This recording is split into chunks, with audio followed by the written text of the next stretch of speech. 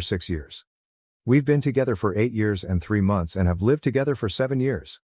In my opinion, everything was always excellent.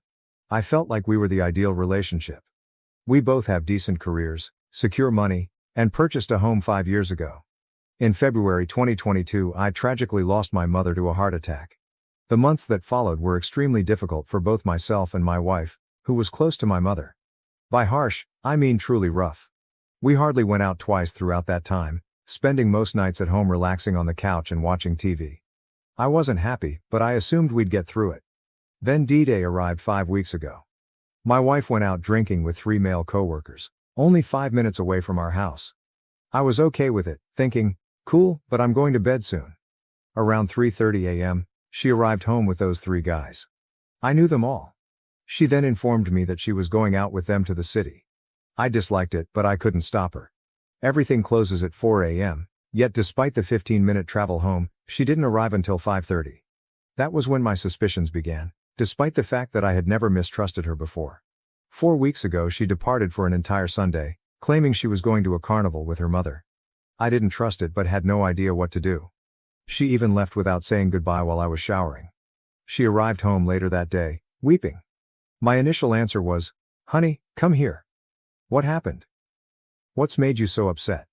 Her first words were, "I want a divorce." Following that, we had an emotional conversation. I asked her straight up whether she had cheated and she answered no. She told me she was unhappy for a long time and wanted a divorce. She had never informed me anything was wrong with our relationship, so this really surprised me. After our conversation, she left and moved in with her mother. 4 days later, I met her again since we have a puppy that neither of us can care for on our own, especially at her mother's house, so the dog is currently staying with an aunt. When we met again, I confronted her about infidelity.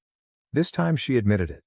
She said that she had cheated on me from the night she went drinking until a week later, when she left home. She stated that she believed she was in love with him.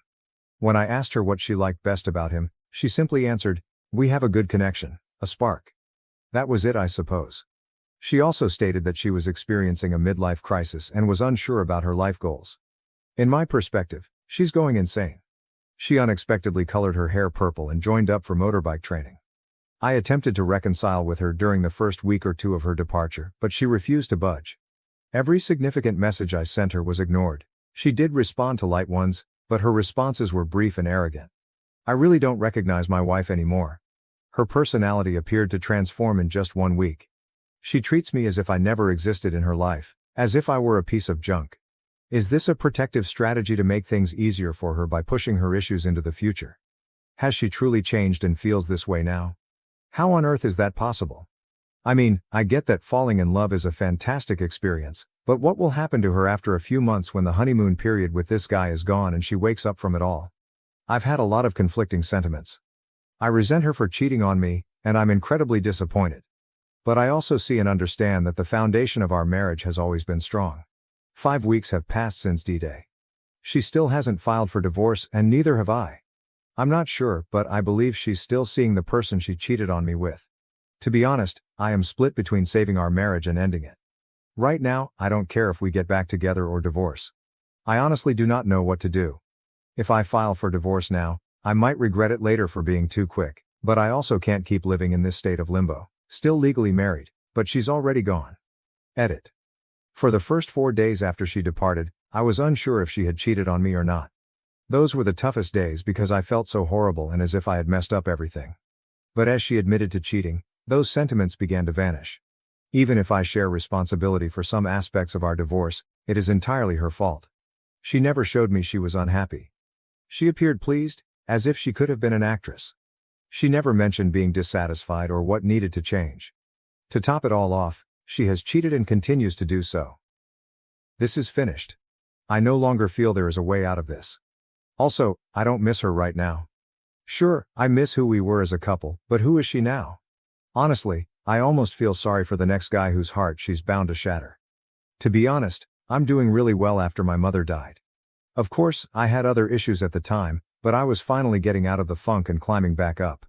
I wanted to go outside, drink, have fun, ride my motorcycle, etc., but then she cheated and kicked me back into the ravine. It will be all right in time, but I have to say that I am not looking forward to the holidays, No mother, no wife, and my father is alone after 40 years of marriage. But we will deal with it. Life carries on. Fortunately, I have a wonderful sister and a close circle of friends who I have known for over 20 years. I'm not ready to return to single life, but I am also a little excited. I haven't dated in almost 8 years, and I haven't gone out without first checking in with my partner. Of course, I fell as deeply as possible this year, but I'm confident that there will be better days ahead. One of the Redditors was completely correct about us marrying too young. When we married, I was 26 and she was 21. I haven't changed much in those years, but it's possible that she has changed much and has hidden those feelings for quite some time. Note, she stated that she is experiencing a midlife crisis. Those are her words, not mine. To go deeper into our common interests, hobbies, characteristics, and so on, I merely indicated in the post that we lived a stable life. I didn't go into depth since I didn't believe it would matter very much, and the post is already pretty lengthy. But here we go, hobbies and interests. We both enjoy gaming, although we have never played together. I'm now playing Age of Empires 4 on my PC, while she prefers to play The Witcher on her PlayStation 4. We both enjoyed watching a good Netflix show, especially after my mother died. We did it frequently, but even before that, we preferred staying in together to watch a nice movie rather than going out drinking. We would occasionally go to the movies or play pool, maybe once or twice a month. We also went out to dinner. We both liked motorcycles. I had a license and a bike, whereas she didn't. She always enjoyed sitting in the back seat of the bike as a passenger. When she was younger, her father would take her for rides on his bike. Apparently, she wants her own license and bike, something I was unaware of. Family time. We both enjoyed spending time with our family. We'd usually spend every other Sunday at her mother's house, with her stepfather, her father's house, with her stepmother, or my father's house. We enjoyed driving to nature sites and forests, as well as going for walks with our dogs. Personality traits. I enjoyed how spontaneous she could be. Well, she appears to be too impetuous, but that's okay. I sometimes overthink things, such as whether we should buy something, whether we actually enjoy it, how much money we have at the time, and so on. She would simply buy it or book the vacation I was apprehensive about. I admire that about her. I realize we were diametrically opposed in this regard. I adored her sense of humor. We had, or have, an incredible connection when it comes to humor. We had the exact same dry, goofy sense of humor and always had a good time together. I always admired her honesty and straightforwardness, until things went wrong. She was continuously telling me how she felt, what she liked and disliked. For example, approximately 4 years ago I became addicted to a video game. At the time, I had no idea what I was doing wrong, but after a few weeks, she told me I wasn't making her happy and that I needed to pay more attention to our relationship, which I did. I kept gaming to a bare minimum. Bro, I enjoyed the way she spoke, walked and laughed. I adored her appearance. She had a beautiful grin. I even liked how she usually sneezes 8 to 10 times in a row. But as of right now, all of those sentiments I had, or have, are quickly dissipating. As for our sex life, I'll make it brief. We didn't have much sex. Since we got married, I'd guess it's been twice a month on average. In my opinion, it was always fantastic, though I'm not sure about hers anymore. Thinking back, we both always climaxed, unless she faked it, which I doubt. The sex act wasn't that thrilling. We always performed the same 3 or 4 positions and that was it. Update 1. Okay, I made several calls yesterday. In the Netherlands, we have something called a mediator, who handles all elements of divorce. This mediator handles the lawyer's work, including financial and emotional discussions. It's like an all-in-one individual assisting 2 people with their divorce. Today, we spoke with this mediator. Unfortunately, my soon-to-be ex's car broke down, and I had to pick her up. For yes, I had to for this to work for the divorce to be finalized. It is critical that both of us attend the meetings with the mediator. Anyway, the talk went well, as predicted. We both indicated our desire to be divorced, but the adultery was never acknowledged. I didn't think it was worth stating that the mediator is neutral and does not take sides. Also, in the Netherlands, there are no rules against cheating, thus she has the same rights as if she hadn't cheated. We remained seated at the table after the mediator had left, barely speaking. Our cats roaming about were the only diversion. After a few minutes, I inquired if she had anything further to say and she said, no. I thus said, okay then, I think you can go now because I don't want you here. She asked, can you take me home? I declined, saying, how you get home is your own problem. I'm not in the mood to drive 30 minutes to get you home. She looked emotional. I believe she expected me to drive her home because, in the past, I had done everything for her. After that, she called her mother, who will pick her up in about an hour. She left the house stating, "I'm going for a walk for about an hour until mom arrives to pick me up." She seemed hurt and emotional as she departed, but I'm staying strong. I still notice a lot of unusual behavior on her part, and I believe she is still in the affair fog.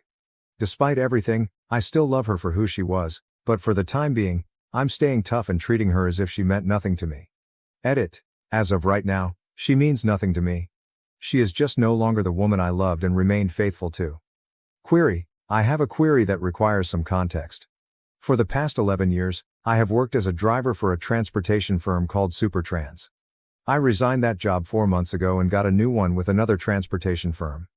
Around 1.5 years ago, I secured my soon-to-be ex a job at Supertrans. She worked in the office, and I was the driver. I also know her affair partner, AP, who works in the warehouse at Supertrans. Because I worked there for 11 years, I know everyone in the Supertrans office. Everyone liked me, and I was close friends with some of the dispatchers. As far as I know, my old co-workers, her present co-workers, are aware that we are divorcing, but no one is aware that she is, or has been, having an affair with AP, a warehouse employee. Her direct co-worker, who works at the desk next to her, is a 32-year-old gay man who was also present on the night my wife cheated. I will call him Thomas. However, he left early that night. Thomas was one of my favorite persons at their office, and he also liked me a lot. My soon-to-be ex is currently on vacation and will return to work next Monday. I know Thomas likes me and wants the best for me. I'm seriously considering sending Thomas a message explaining what occurred and revealing the affair to him. Of course, I'd like to warn him that my wife has no morals and cannot be trusted. I mean, Thomas has to work with her on a daily basis. I want him to understand what kind of person my soon-to-be ex is. I also plan to inform him who the AP is because Thomas was with them the night she cheated. I want Thomas to understand how morally bankrupt the AP is, and I understand that this may appear to be a desire for vengeance. I suppose I do. This woman has put me through hell. I mentioned a few weeks ago that I would love to hear about her having a bad day at work next Monday since her co-workers knew she deceived me and had an affair. Really, everyone liked me. I've known the majority of her staff for more than 10 years. Furthermore, I have the option of telling or not telling anyone about her adultery. Okay. So this isn't the question I intended to ask. Should I do this? But I believe I've already made up my mind. I'd like to hear your thoughts on it and why you think I should or should not. Update 2. You've all been a tremendous assistance in my predicament. I must admit that I am mentally exhausted, but overall, I am doing better than I could have expected after only 6 weeks. I have a question regarding my soon-to-be ex-wife's current behavior. Is it common for my soon-to-be ex to treat everyone around her as trash, except her AP and her own parents, I suppose?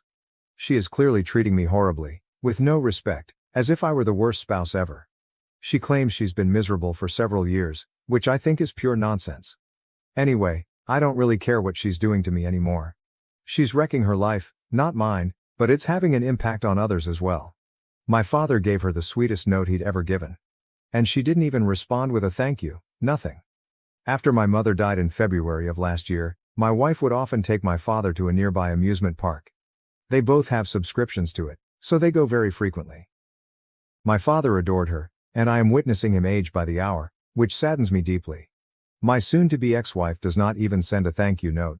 She simply leaves him to read. She also stated that she wanted to be close friends with my younger sister, but they have not spoken in several weeks. Also, my wife was meant to spend the day with her best friend, a common friend of ours, but she is now ignoring her. Her best friend texted her numerous times yesterday, wondering whether today was still on, but my wife did not respond or even check her texts. She also didn't answer the phone. So today, when they were meant to meet, the same thing happened. She didn't answer the phone. Her BFF sent her one more message, wondering whether she was still coming. No response. She didn't even read the messages, even though her WhatsApp status reveals she was online after they were sent. Needless to say, her best friend has been crying all day. She took the day off to spend with my wife, go shopping, and have fun, and then this happened. Is this typical behavior for someone in an affair fog, or might it be something else? I don't care what my wife is doing. I'm done with her, but this is so awful for her best friend. She's been crying on her couch all day because my wife treats her this way. While I'm composing this, another question comes to mind, but I believe I already have the answer. My soon-to-be ex-wife is telling everyone we broke up because we grew apart and she hasn't been happy in years. I believe it is typical for a cheater to make excuses and not be open about what happened and how they fell in love with someone else. Oh, I almost forgot something really crucial. Her BFF, a common buddy, really stayed with us for 6 months, from November 2021 to April 2022. She had recently gotten out of a nasty relationship and had no place to stay. We had an extra room, so we brought her in. Anyway, my wife and her best friend actually discussed everything, including our relationship and sex life. Everything. I talk to her best friend every day and she's been extremely lovely and completely honest with me. I asked her whether anything my wife had said about being unhappy with me for an extended length of time was genuine. BFF claims it's all lies. My wife has never mentioned anything to her, nor has she expressed any displeasure with me. Keep in mind that they told each other everything except their feelings of unhappiness. So either my soon-to-be ex-wife is clearly lying now, I'm not sure why, possibly to explain her cheating on me and fleeing our marriage, or she has kept her unpleasant feelings hidden from absolutely everyone but herself. I honestly do not know. But in my experience, I've never noticed her being dissatisfied with me, and BFF agrees.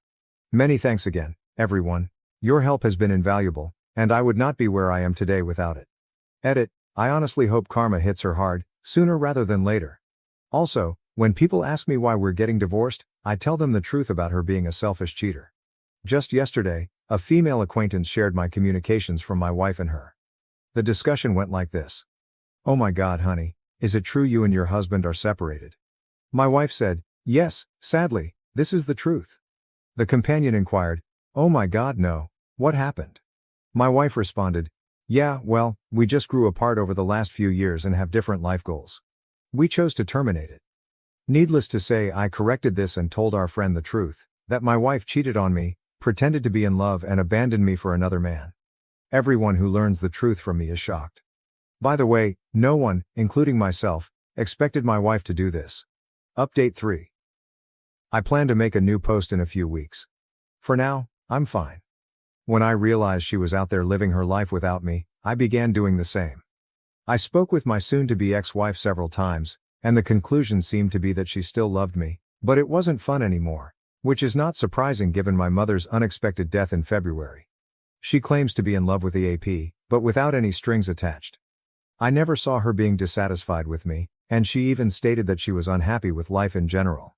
So what I believe happened was that she cheated, developed affections for AP and abandoned me for him. Once that was evident, I decided to let her go and focus on myself. At this point, I don't care what she's doing or if she'll return. I am fine either way. Work is going well. I've joined a gym and have been going 3 times a week. My muscles are hurting, and I've been talking to this lovely girl since childhood. Even though it's only friendship, I'm grateful to have a female friend with whom I can chat about anything. She lost her father last year, so we can all empathize with losing a parent. So sure, I'm fine. Regarding the divorce, we had to acquire a large number of documents, which were then forwarded to the mediator. We are currently waiting to hear from him before scheduling our next meeting and moving forward with the divorce. As of right now, I've already decided that the divorce will proceed, regardless of whether my soon-to-be ex-wife returns. Divorce is inevitable since the marriage has ended. Update 4. We'll sign our divorce papers and make it official in 4 days. This is going to be a long post because I haven't updated in nearly 4 months. Well, I made some blunders along the way, but I also made movements that restored my power and made me respect myself again. For starters, 5 months after the first shock, I no longer think about or feel affected by the adultery. So, for everyone going through a difficult period, please believe me, it will get better, and time is on your side. After adultery and our breakup, I committed blunders. I begged, pleaded, became angry, furious, and felt completely out of control, as if she had lost her mind. This persisted for around 2 months. Unfortunately, after this period, I decided to stop whining. I told her that I had given it a lot of thought and that I would still be open to seeing her and talking to her, that I believed there might be a future for us, but that I couldn't guarantee anything. I have not contacted her in the last 3 months, at least not about casual matters or the relationship. The only things I inquired about were our upcoming divorce, finances, and our shared house. I didn't just sit and wait for the past 3 months. I am now 32 years old, and for the first time in my life, I went to the gym to work out, muscle building specifically, as I have always been on the slim side. For the past 3 months I've been going to the gym 4 times a week with complete dedication. I'm also seeing an improvement in my muscles and appearance. However, this goes beyond. The gym not only improves my physical look, but it also benefits my mental health. At first, I started working out to keep myself occupied and distracted, but 3 months later, I look and feel much better about myself. I'm rediscovering confidence that I didn't realize I had. Pro tip of the day. When you're going through a difficult moment, the gym seems to help both physically and mentally. Regarding our shared house, I spoke with the bank, and I'm able to lend more money and take on a larger mortgage. I have to pay my ex-wife approximately $65K for the house, but I am able and will do so. After signing everything and paying her, I will be the only owner of the mutual house, which is worth approximately $300,000. I'm not happy about having to pay her $65K, but in the long term, I'm far better off owning my own home, which is worth roughly 5 times that amount. Furthermore, she no longer has her own home. She officially lives with her mother again, but I know she frequently visits AP's place. I'm not contacting her, so how do I know? I will get to that. My ex and I share a mutual buddy. We never hang out together, but we do communicate on a regular basis. As far as I know, my ex left me to be with AP and immediately began a new relationship. I'm not sure what's going on with my ex, and at times it appears she's lost her mind. I try to keep my thoughts away from her, but occasionally they travel where they shouldn't. At the moment, I think I could refer to AP as BF because that's what he is now. However, I will stick with AP because that is how it began. Anyway, concerning AP and my ex-wife, karma is a B********, and it's beginning to bite hard. When my ex and AP first got together 5 months ago, everything appeared fine for them. However, the tables are starting to turn. AP is currently at home suffering from depression, which I know since a common acquaintance showed me screenshots of a chat between my ex-wife and her. Additionally, AP is currently out of work. Even when the infidelity initially occurred, I always felt superior to AP due to his lack of morality. And I had already concluded that he was worthless in comparison to me. Well, now I know for certain, which makes me feel like my ex-wife has gone insane. I'm not conceited, but I am certain that I am the catch and a far superior man than her AP. A little extra. At the beginning of their relationship, I was still contacting and warning her. Well, I think I was correct all along. Not only does AP prove himself to be the loser I suspected he was, but he also introduces her to a substance that has the potential to destroy her life. I discovered this through a mutual buddy. I haven't spoken with my ex-wife about it. If she wants to trash her own life, that is her choice, but it appears to be going bad quickly. My ex-wife is undoubtedly struggling and may even be questioning her own decisions. I hadn't spoken or seen her over the holidays, Christmas and New Year's. However, around a week into the new year, 2023, she texted me unexpectedly, asking if I was home and if she could come over. She came over to my house and the visit lasted only about 5 minutes. She stopped by to tell me she had spent Christmas Day alone, sobbing. She inquired about my holidays and how I was doing. I informed her that my Christmas was okay, but not the best. I lost my mother last year, and these were the first holidays without her, so it was decent but not amazing.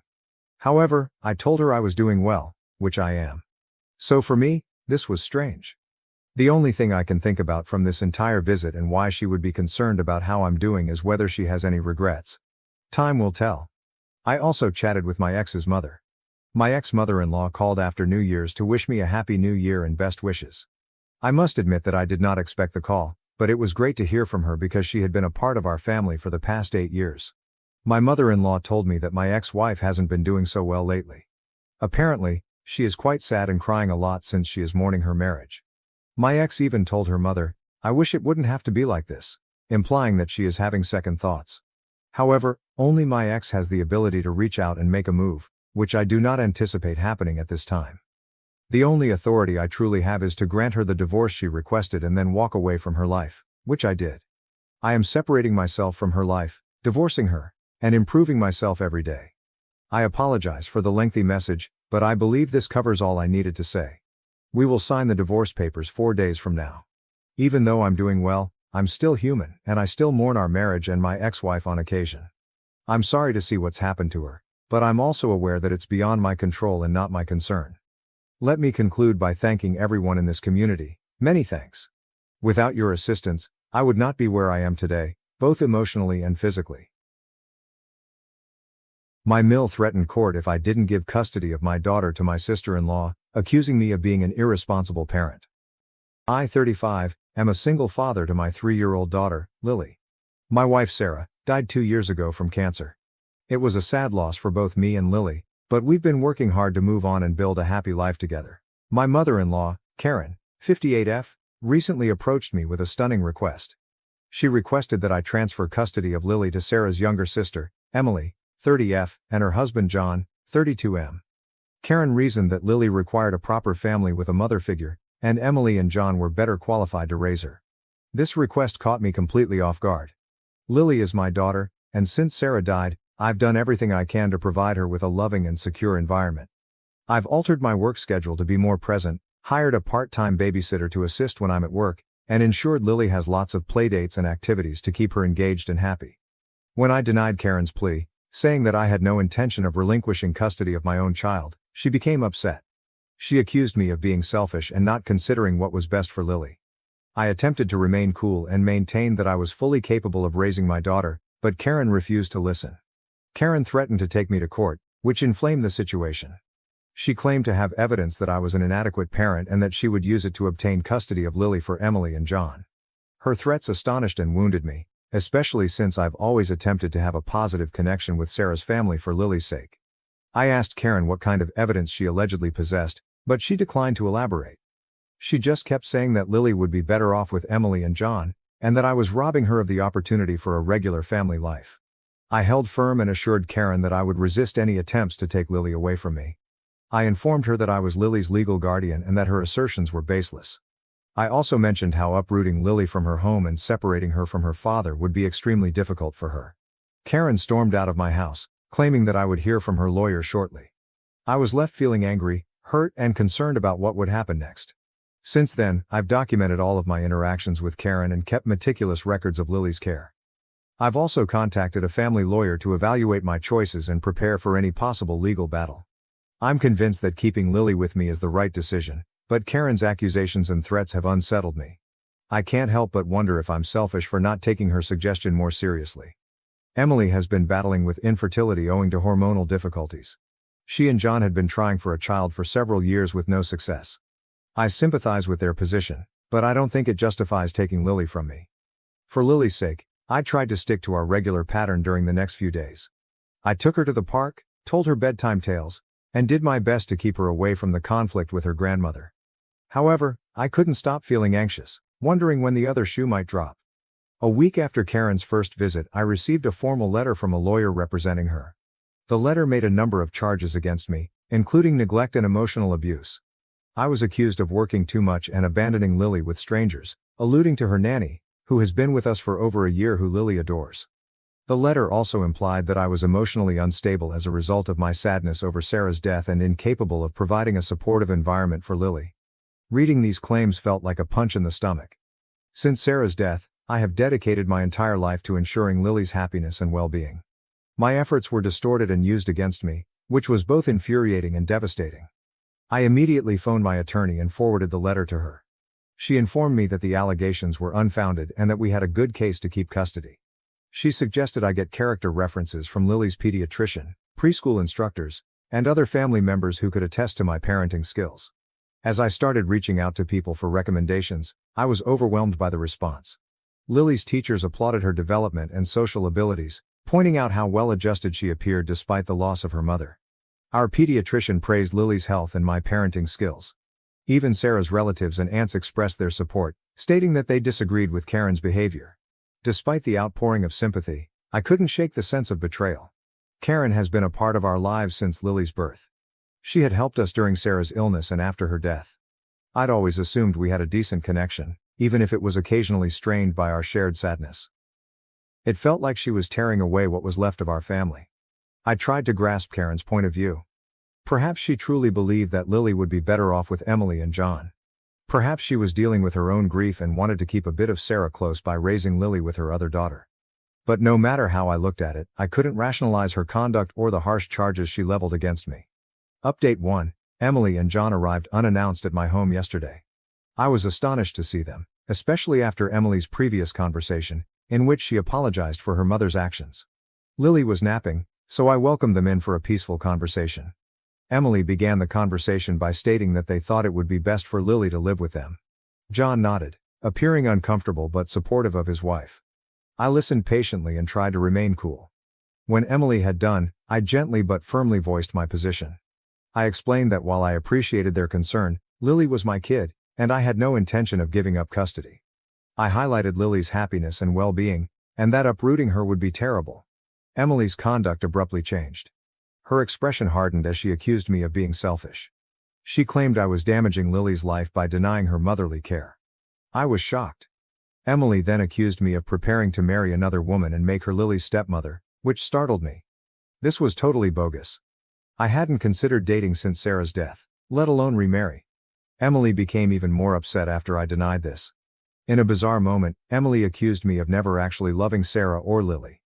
She added that if I truly cared about Lily's well-being, I would let her grow up with a real family. Her remarks were so scathing that they stunned me into stillness. As I struggled to react, John attempted to calm Emily down, but she dismissed him. She jumped up abruptly and announced that they would be meeting with their lawyer again. Emily said they will fight for custody and that I should be ready to lose Lily. They swiftly left after that, leaving me reeling from the experience. I sat quietly for a long time, trying to understand what had just transpired. After I'd collected myself, I called my lawyer to inform her of this new situation. She urged me to chronicle the visit and Emily's threats, assuring me that they had no legal basis to take Lily away from me. That night, as I tucked Lily into bed, I hugged her a little closer than normal. I told her and myself that I'd do everything in my power to protect our small family. The path ahead might be challenging, but I was ready to tackle whatever hurdles came our way. Now I'm left wondering how things got to this point. How did a once supportive family become so fractured? And most crucially, how can I protect Lily from the impending storm while also keeping her bonds with her extended family? Update 2. 2 days after Emily and John's visit, Elizabeth, Sarah's grandma, called me. She's always been the family's voice of reason, so hearing from her was reassuring. However, what she told me astonished and infuriated me. Elizabeth told me she overheard a chat between Karen and Emily. It found out that their sudden interest in obtaining custody of Lily was motivated by more than just relatives or providing a mother figure. There was a considerable financial incentive. Sarah inherited a large quantity of money from her late grandfather. Sarah and I had chosen to place all of the money in a trust fund for Lily's future. Lily could lawfully access the money once she reached 25. Elizabeth added that Karen and Emily assumed that if they got custody of Lily, they would also gain control of her inheritance. They regarded it as a means to alleviate Emily's financial problems and afford costly fertility procedures. I was infuriated. The concept of using Lily as a pawn in their attempt to obtain money that properly belonged to her was beyond comprehension. It explained their abrupt behavior shift and the lengths they were willing to take to obtain custody. I called my lawyer right away after hanging up the phone with Elizabeth. I explained the issue and sought counsel on how to protect Lily and her inheritance. My lawyer instructed me to follow these steps. 1. Document Elizabeth's statement. She suggested that I approach Elizabeth for a written statement about what she overheard. 2. Examine the trust documents. We needed to guarantee that the trust was irreversible and could not be accessed or altered if custody changed. 3. Notify the trustee. My lawyer advised notifying the trustee of the probable custody issue to avoid any unlawful alterations. 4. Consider a restraining order. Given the deteriorating circumstances, she suggested that I pursue a restraining order against Karen and Emily to safeguard Lily. 5. Prepare for court. While we hoped it would not come to this, my lawyer began drafting points to deliver in court if required, with a focus on Lily's best interests and the apparent financial objectives underlying the custody dispute. I spent the next few days acquiring all of the required papers and following my lawyer's instructions. The betrayal I felt was enormous. It was devastating to think that Sarah's own mother and sister would try to manipulate Lily for financial advantage. Despite my wrath, I attempted to remain cool for Lily's sake. She had picked up on the tension and had become more clingy than normal. I spent additional time with her, assuring her of my love and dedication. As I tucked Lily into bed that night, I found myself thinking about Sarah. I wanted her to be here to assist me get through this situation, but I knew she would be proud of how I was safeguarding our kid. I made a secret pledge to her and Lily that I would do everything I could to keep our little child safe and secure. Now, as I prepare for what might be a lengthy and unpleasant court struggle, I can't help but wonder how money was able to rip this family apart so utterly. And how can I safeguard Lily, not only now, but in the future, from those who may try to exploit her? Update 3. Karen sent me a note a week after I spoke with Elizabeth and my lawyer. She desired to meet and resolve matters civilly, without using the courts. I consented, hoping it would be an opportunity to end this nightmare. We met in a neutral setting, a quiet cafe in town. Karen and Emily were already present when I arrived. They both appeared anxious, but tried to be nice. Karen began by explaining that they had changed their strategy and wanted to find a solution that worked for everyone. Emily chipped in, proposing we schedule more frequent visits and even overnight stays for Lily at their home. I listened intently as they laid forth their plan. When they were finished, I took a long breath and decided it was time to put all of the cards on the table. I know about the inheritance, I responded gently. The effect was immediate. Karen's face turned pale and Emily's eyes widened in disbelief. They exchanged anxious looks, apparently not expecting this. I went on. I understand that this isn't about Lily's well-being or her desire for a mother figure. This is about Sarah's inheritance, which is already held in trust for Lily's future. Karen attempted to interrupt, but I held up my hand. Let me finish. Sarah and I established that trust together. This is for Lily's schooling and future. It is not available to anyone, including myself, until she is 25. Emily began to cry. Whether from remorse or frustration, I could not tell. Karen appeared to be about to disagree, but I pressed on. I have been patient. I've tried to understand, but exploiting my daughter as a pawn for money is unacceptable. So let me make it clear, this is the end. No more threats, no more accusations, and no more attempts to separate Lily from me. I stared them both in the eyes. If you continue like this, I will not hesitate to take legal action. I'll file for harassment, emotional anguish, and any additional charges that my lawyer recommends. I have documentation for everything, even your financial motivations. Karen's face stiffened. You can't prove anything, she asserted confidently. Are you willing to risk it? I asked. Because I am. I'll do whatever it takes to protect Lily. The hush that followed was crushing. Emily was the first to shatter it. We just wanted the best for Lily, she answered faintly. No, I responded firmly. You wanted the best for yourselves. Lily is happy, healthy and adored. That is what is best for her. I rose up, prepared to depart. This is your final warning. Stop now or we will take this to court. And believe me, the outcome will not be to your liking. As I walked away I heard Karen say, you can't keep us from seeing her. I turned around for the last time. I've never wanted that. You are still Lily's family, but it is up to you to prove that you deserve to be in her life. With that, I exited the cafe. As I drove home, I felt a mix of emotions. Relief that I had faced them, grief about how things had turned out and, most importantly, a newfound commitment to protect Lily and give her the life Sarah and I had envisioned for her. When I went home, I grabbed Lily closely, glad for her innocence throughout this. I hoped that one day, when she was older, she would realize that everything I did was out of love for her. Now I'm left wondering if I was too harsh. Should I have offered them another chance? Or was this the only way to keep Lily safe and honor Sarah's memory? Final update. It's been 6 months since my disagreement with Karen and Emily. The aftermath was difficult, but things eventually settled into a new normal. Karen and Emily backed off following our meeting.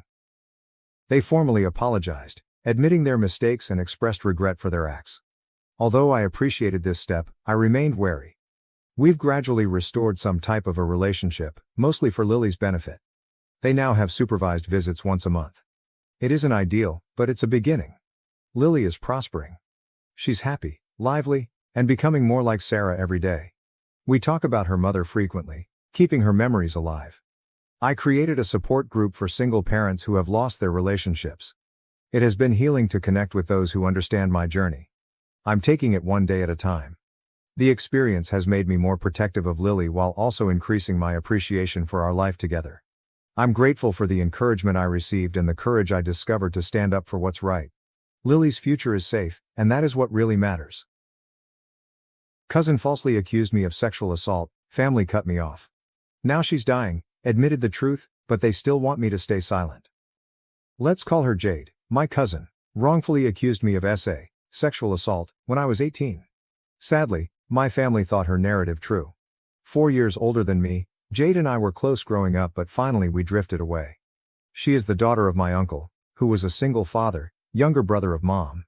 After his ex-wife became pregnant, my uncle married young. Unfortunately, she cheated on him, and their marriage broke up a few years later. She tried to keep in touch with Jade for a few years, but finally moved away with her new partner and they never got back in touch. Respectable man, my uncle always battled obstacles on his own and refused assistance. After his divorce, he never sought another major relationship.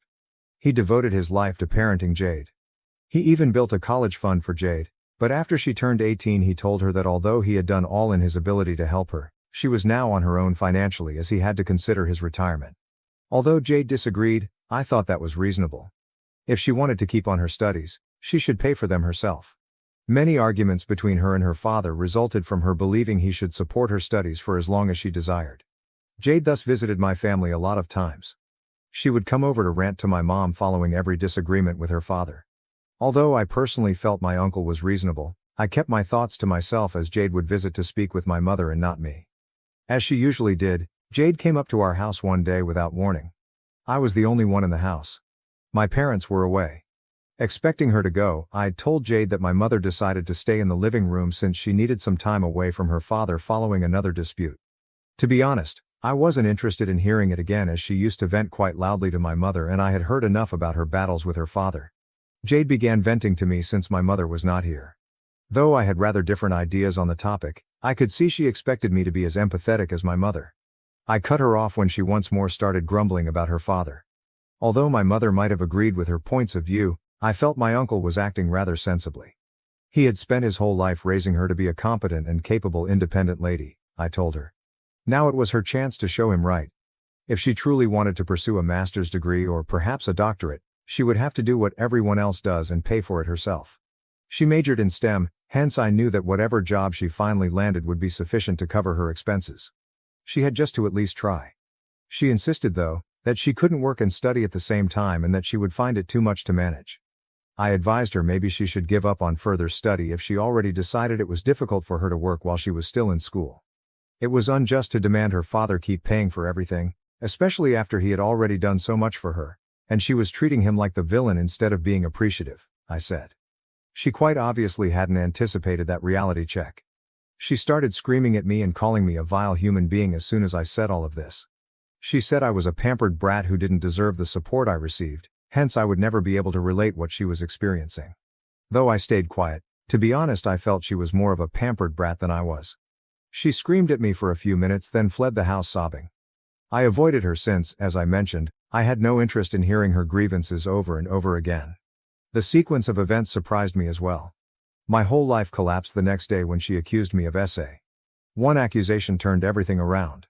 After 3 years of quiet from my family, folks are at last learning she had lied.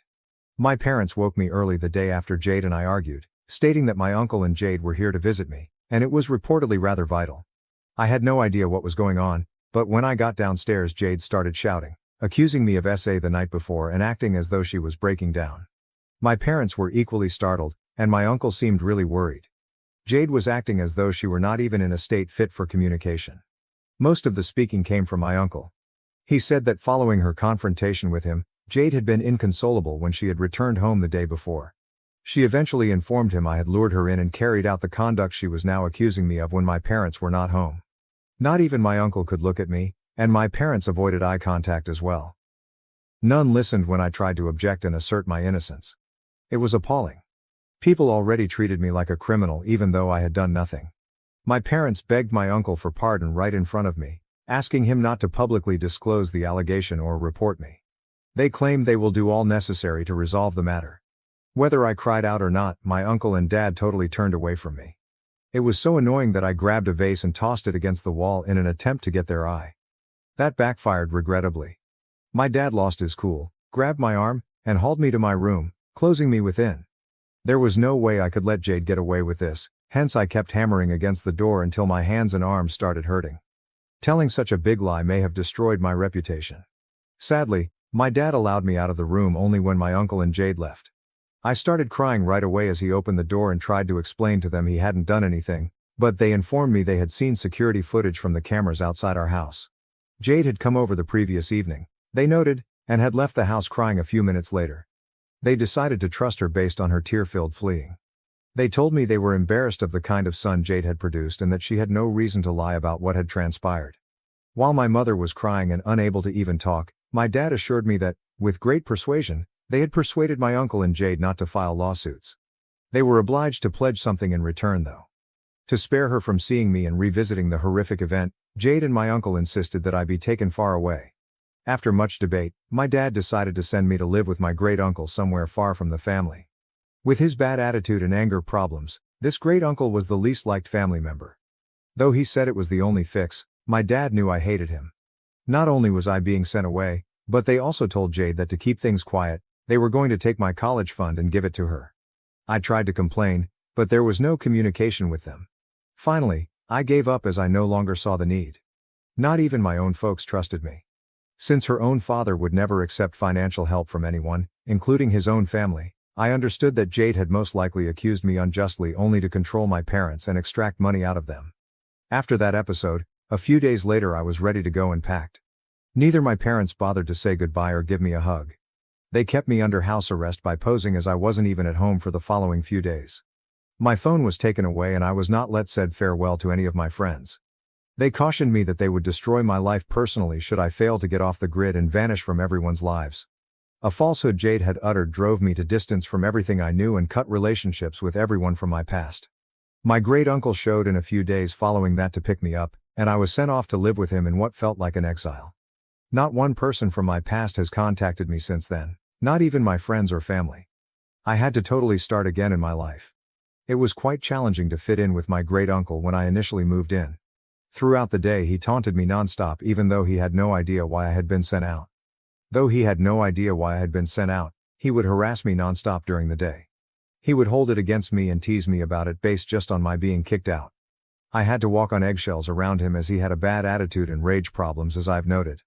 Though I knew my parents were paying him money every month, he still acted as though he was doing me a great favor by allowing me to stay with him. After the first few weeks, I understood there was no use to weep over lost milk. I knew I couldn't live with him indefinitely. My parents had cut me off and forbade me from interacting with anybody from my former life. I resolved to start looking for work as all I could do was maximize the circumstances. Not even could I go to college. I had been let into the college of my choice, but I lacked the resources to pay for attendance.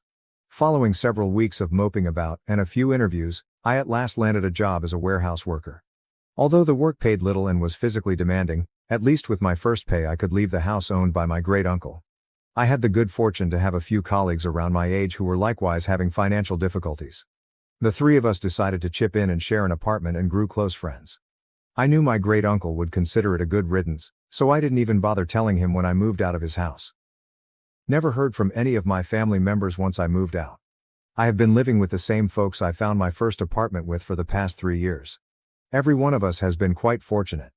After a few months of working in the warehouse, all three of us resolved to keep searching for better prospects as the work was quite physically demanding. We all aspire to eventually go to college, hence throughout the past 3 years we have switched jobs and worked to save some money. I'm making a good salary currently working in sales. I have been considering applying once more to universities. My two buddies are doing great as well. We recently moved into a larger apartment in a far better area. Naturally, my family believes it's the ideal time to attempt and come back into my life now that things are beginning to show promise for me. I was pretty taken aback when my dad contacted me by email a few days ago since, as I indicated, I hadn't spoken with them in 3 years. Since it was one of the rules my parents made when they kicked me out and I had been anxious about them disseminating the truth and tarnishing my name, I am not active on social media. I so stayed to the guidelines. Though they never tried to get in touch with me, my email address has not changed in 3 years and I never banned them anywhere. Reading the email, it was essentially an apology for all that had transpired over the preceding 3 years. To enable his correct outreach to me, my dad required my address and contact details. In case I wished to get in touch on my own time, he also included his personal contact details. Jade had at last chosen to disclose the truth about what actually transpired, thus his apology and the abrupt attempt at reconciliation sprang from it. She was dying and, I suppose, had at last acquired a conscience or something. She informed her father the truth for whatever reason, and he talked with my parents. My parents chose to get back in touch with me once they knew the truth. Regarding Jade, her pancreatic cancer diagnosis makes it quite improbable she will survive. She has been suffering for the past 8 months. Her health is just getting worse even with continuous medication. Ironically, she couldn't even make decent use of the money from my education fund. She squatted all the money on bad life decisions after screwing me off. She chose to take a gap year with all that money and tour the globe to expand her horizons and find herself instead of working toward her master's degree. Wanting to live luxuriously, she had already spent more than half of her savings when she returned roughly 1.5 years earlier. She came back with very little left and began pestering my parents for more. If she stole any more money from my parents though, my uncle threatened to cut her off. She thus gave up on the concept of schooling since she lacked enough money left to afford a master's degree without working, and since working was something she refused to do. She still had some money left, but she kept her careless way of life instead of using it sensibly or trying to increase capital. She was already somewhat spoiled and lethargic from her year-long holiday. Despite not even seeking a job, she ultimately wasted more money purchasing an apartment and living above her means. She landed a job around a year ago, but she had to quit shortly after learning she had cancer. She now needs the money, hence she has to sell her flat and all else she purchased. Although I don't want to come across as callous, after learning what had happened to her I couldn't help but feel some gratification. She was her own worst enemy, so she had no enemies. After I closed the email from my dad, I had to consider whether or not I wanted to contact my parents again. I decided to talk to my friends about it, which also meant I at last had to tell them the truth about why my parents had kicked me out. I had simply informed them that we argued. Up until then, I had not disclosed the actual cause. Email later, I at last opened it to my buddies. I told them everything about Jade, how she had lied and thrown me under the bus, and how my parents had thought her over me. They not only drove me to live with the worst relatives conceivable, but also had me cut everyone from my past off and threatened to destroy my reputation should I go against them. The truth I was imparting to my companions hardly seemed possible. They urged me not to contact my parents after I was done. They claimed they wouldn't pardon my parents either, if they were in my place. Since these are my closest friends and at this time they are essentially the only ones I have, I pay great attention to their advice. It's not only that they advised me to let go and avoid running across my parents again. They also advised me to talk about what happened to me. Though I did nothing illegal, I have been living in anxiety for the past 3 years. They are right, my parents choose to believe someone lied about me, hence I had to give up so much of my life. I have to talk if I want to take back my life. I told my parents I intended to reveal the actual account of events before I went public. People have a right to know the truth. So it makes no difference whether Jade is lying on deathbed. She destroyed my life. Today it is my chance to recover it. I thus texted the number my dad had supplied me and informed him exactly what I was going to do.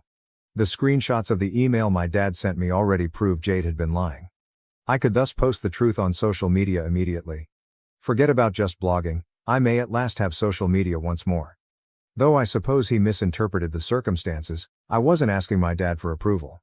Now he and my mother, together with my uncle, are blowing my phone and asking me not to do this. They contend that Jade has already gone through a lot, is suffering more than she has ever done, and has gotten her karma. They say I need not discipline her going forward. They are requesting me not to reveal the facts in public since it will damage Jade's reputation. Without saying why I left in the first place, they seem to believe I can come back into their life and resume what I left behind. In a sense, they are correct, no one will probably challenge it. Though I could, I do not think I want to. Jade stole a great portion of my life and even my friends find it quite reasonable for me to share the truth. It is about people knowing what actually happened, not about exacting revenge against her. Besides, there are few logical reasons for missing 3 years from everyone's life and then showing up again without a word. I'm happy enough here, so I don't even intend to return to the city. Yet I do miss some of my relatives and friends who treated me well. They should, at least, be entitled to know the truth. The only thing keeping me from posting is the constant calls and texts from my parents and uncle. They almost have been begging me not to go public. Jade seems to be in quite poor form. What then would happen if I went ahead and revealed to my cousin, even if she is on deathbed, the truth of why I had to leave everything behind for 3 years? Update 1. I finished it, lads. I considered it for a long time. Repeatedly asked friends, and they all advised the same thing.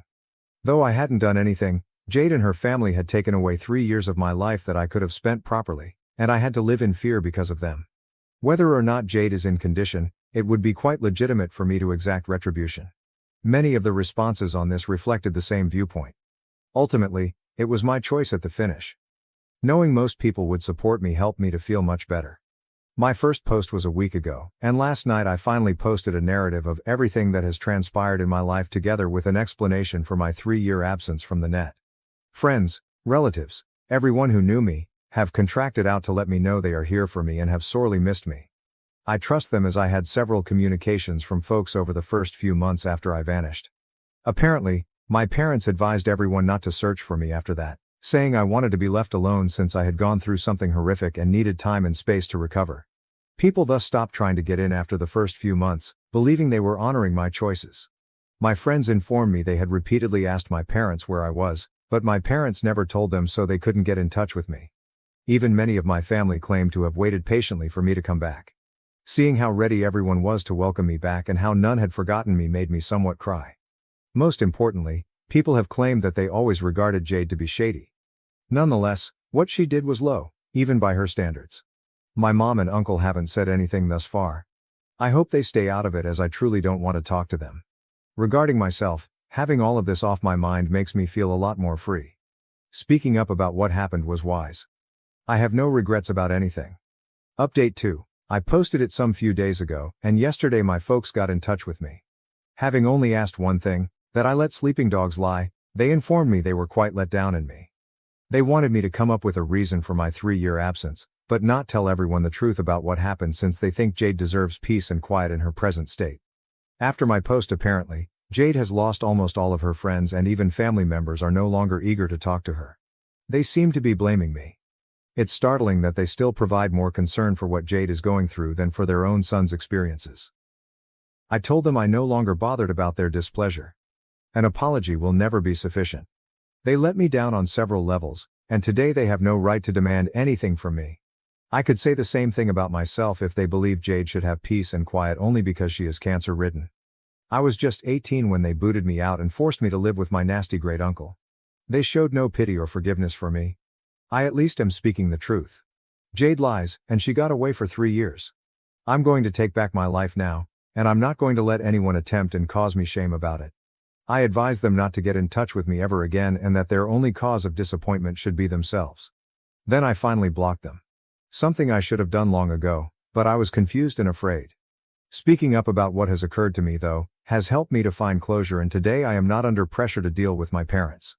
For all I care, they and their expectations can go for a hike. Update 3. Hey, after 3 hard years this weekend, I finally chose to see my friends and relatives. It turned out to be rather the finest choice I have ever taken. Along with me, more for moral support than anything else, were my housemates. To be honest, they have gotten so close that we are now like brothers, and I wanted them to see my buddies too. Everyone has been getting along fantastic. My buddies were happy to see me. Since they all were outraged when I mentioned I was planning to stay in a hotel, I am actually living with one of them right now. Though I'm returning in a few days, my heart is simply so happy that I cannot even put it into words. We are spending our time of life living together in one of my friend's residences among my roommates and old buddies. I have also visited quite a few of my relatives, who have informed me they have cut off my mom, uncle and Jade. They never intend to be involved with them ever once more. At the end of the day, people will always stand for what is right, which makes me rather glad. Having individuals around who love me more than my parents ever did makes me happy, as they did not forget me.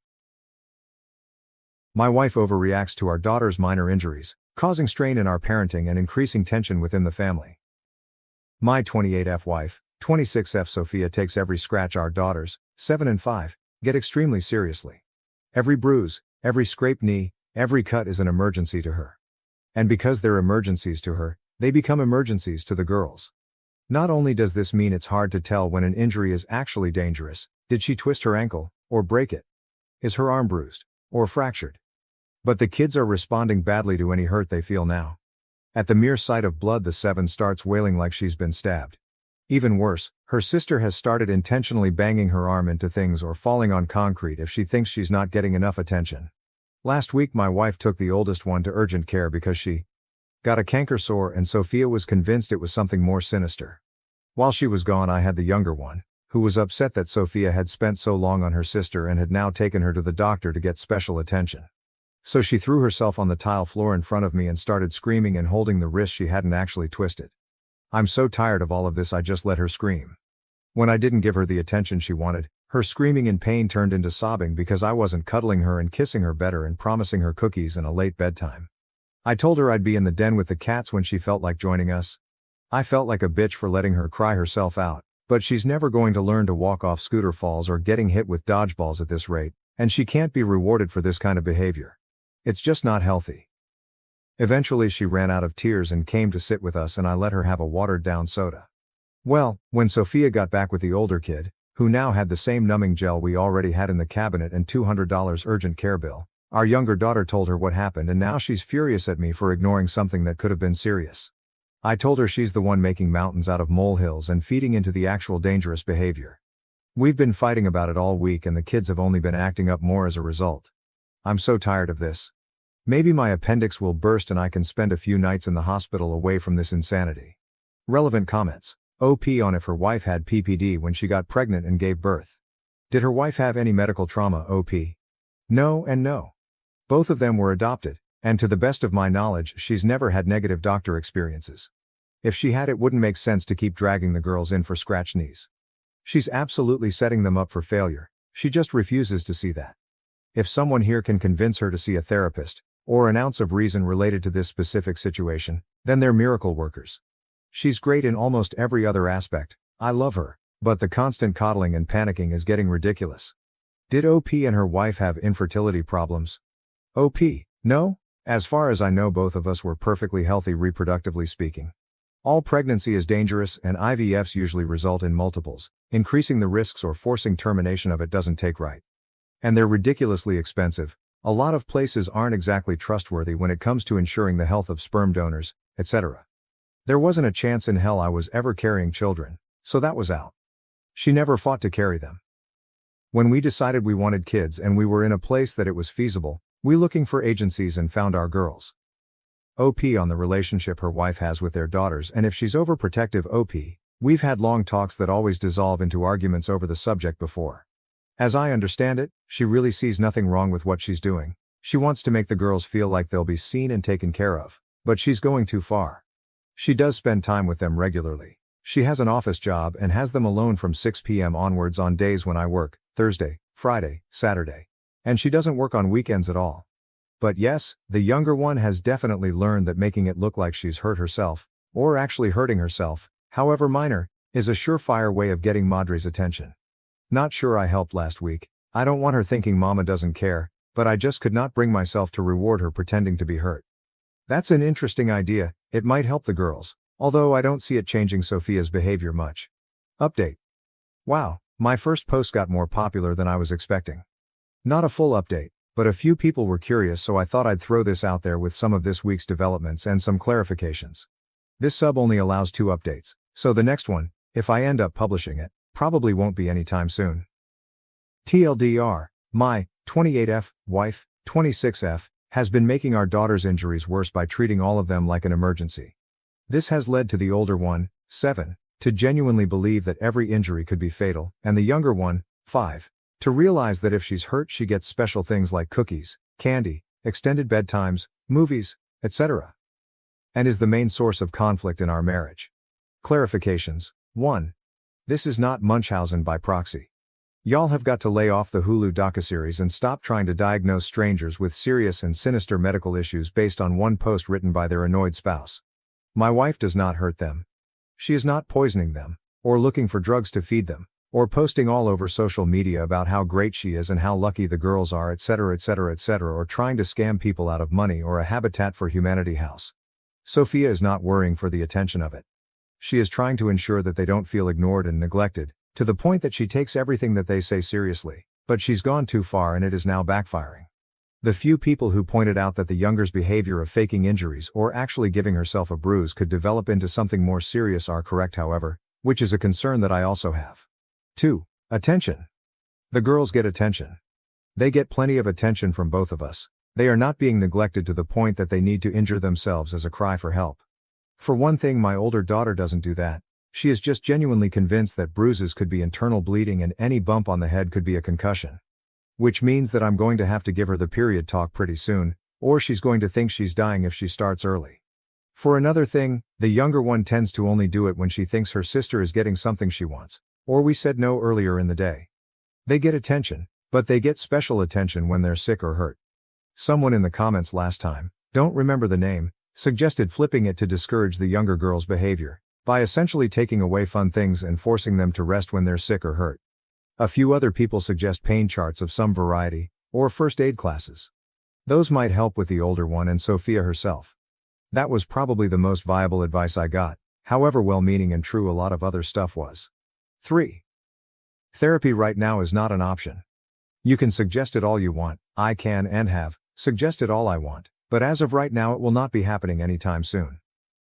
We had a bad very experience with a highly regarded adoption specialist therapist a few years ago that resulted in our older daughter having more issues with her adoption than she did when we started, issues that we've had to figure out how to manage on our own because the two therapists we tried after that only compounded and exacerbated those new issues. My daughter would have been better off if she'd never been to therapy in the first place. As a result, my wife has lost almost all of her faith in mental health professionals. Quite frankly, I lost the majority of mine as well. And while I've made mention of it to Sophia, my bigger focus is on getting her to just change this one behavior. 4. Was my wife traumatized as a child by being medically neglected? To the best of my knowledge, no. She doesn't have any long-term health issues, and she was never very involved in any physical and potentially dangerous sports when we were in school. Her family hasn't suffered from very many illnesses or accidents, even during COVID. So while I've driven myself to an emergency dentist before and broken my wrist without even knowing it, the only time she's ever been in a hospital was to pick her dad up from a colonoscopy. At least before she started taking our daughters in for benign bumps, bruises, and cuts. 5. No, my wife does not have anything postpartum. The actual update. After a couple of other comments brought up how my girls behave away from us, I decided to ask. My wife works a normal 9-5, while I work 3/12s from 6 p.m. to a.m. on Thursday, Friday, and Saturday. During the winter they have school and daycare respectively. This winter the younger one will be in kindergarten though, and during the summer they both go to daycare from about 8 a.m. to 4 p.m. on my workdays, and just in the mornings on other days as needed. I do drop-offs and pickups. When I picked them up on Monday, I decided to ask one of the caretakers how the girls had been behaving.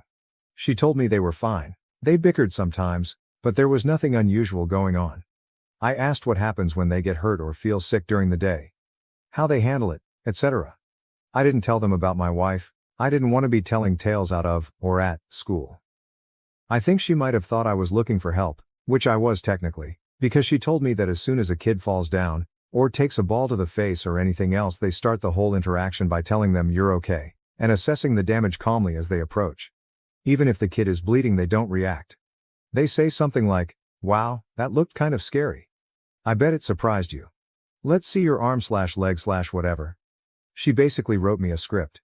I asked her how my girls reacted to it, and she told me that the older one was a little more sensitive than her peers. She cried easily, and they had to be extra firm with the "you're okays" with her.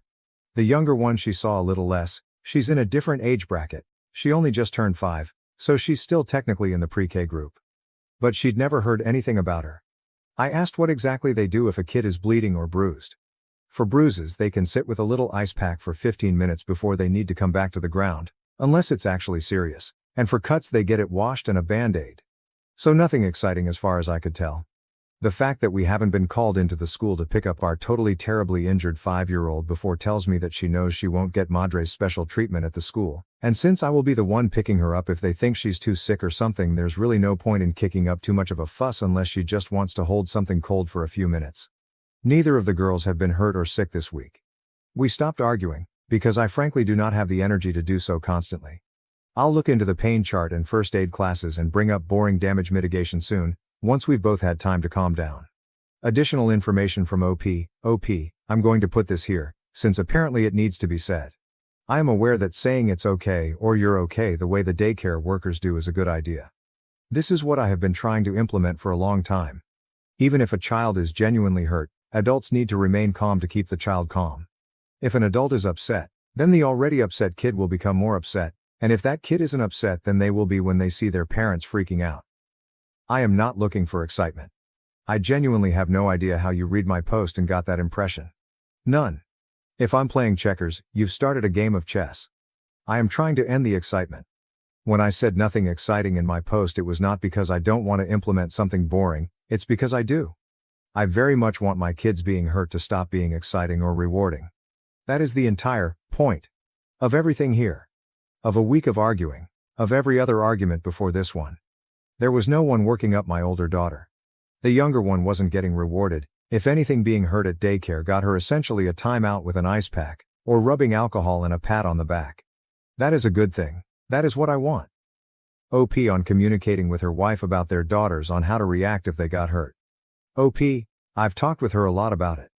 It used to start when she was already working up because one of the girls was hurt or something, and I'd try to calm her down and help the girls calm down. She'd be so keyed up that it would turn into a fight fast. So after a while I stopped trying to interfere at the time, because us arguing while one girl and inevitably the other cried wasn't exactly helpful. After that I started waiting until after all of the excitement of the emergency had passed by to bring it up. Especially when the younger girl started intentionally falling or bumping into things. I'd try to tell her that making a huge deal out of every scrape was just making things worse and the girls needed to figure out how to self-regulate and tell if they were actually hurt or not. She would accuse me of being callous and tell me she wasn't going to make our daughters feel helpless, hurt and abandoned. And no matter how hard either of us tried is dissolved into another argument.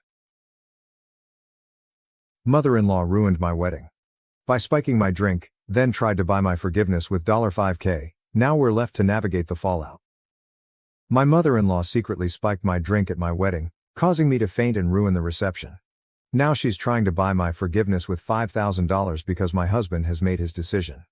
Hi everyone, I'm Rachel, 27F, and I just got married a week ago to my wonderful husband Jaden, 32M. The wedding felt like something straight out of a telenovela. This whole journey began 2 years ago at a local coffee shop. I was a regular there, always needing my morning caffeine fix to start the day. One day, I noticed a tall guy with kind eyes standing in line behind me. He seemed nice, but to be honest, I wasn't really paying much attention. All I could think about was getting my hands on a latte. Later that same week, I bumped into him again, and this time, we ended up chatting while waiting for our coffees. We talked about everything. Our favorite books, weird childhood stories, and even our mutual love for that cozy little coffee shop. We laughed a lot, and for the first time that day I felt truly awake. Looking back, I realized that I was quick to judge at first, perhaps because I was so absorbed in my routine or because Jaden wasn't the kind of guy I typically gravitated toward. But that day, something shifted in me. There was a genuine kindness in him, a warmth in his smile that I couldn't ignore. We exchanged numbers and that very night, Jaden texted me, asking if I wanted to grab dinner sometime. We ended up going to this tiny Italian place hidden away on a side street. The food was incredible, but the best part was our conversation. We talked for hours, and it felt effortless. We discovered we had a surprising amount in common, a love for old movies, a secret passion for karaoke, even though neither of us is very good, and a shared obsession with tacos. Over the next few weeks, we started seeing more and more of each other. We went on hikes, explored museums, and even tried, and failed, to take a pottery class together. The more time I spent with Jaden, the more I realized how special he was. He was funny, intelligent, supportive, and always knew how to make me smile. He pushed me to be a better person and made me feel like I could be completely myself around him. Then, on our second anniversary, Jaden surprised me with the most incredible proposal. We were on a weekend getaway to a charming cabin in the mountains. It was snowing softly outside, and we were cuddled up by the fireplace when Jaden got down on one knee and pulled out a ring. I don't even remember exactly what he said because all I could focus on was the love shining in his eyes. Of course, I said yes. As soon as we got back from our cabin trip, I dove into planning the wedding with so much excitement. But this is where things took an unexpected turn. After Jaden and I got engaged, I met his mom, Maria, 57, for the first time. She lived a bit out of town, so we hadn't had the chance to meet before. At first, Maria was incredibly sweet to me. She talked about how thrilled she was to finally have a daughter-in-law.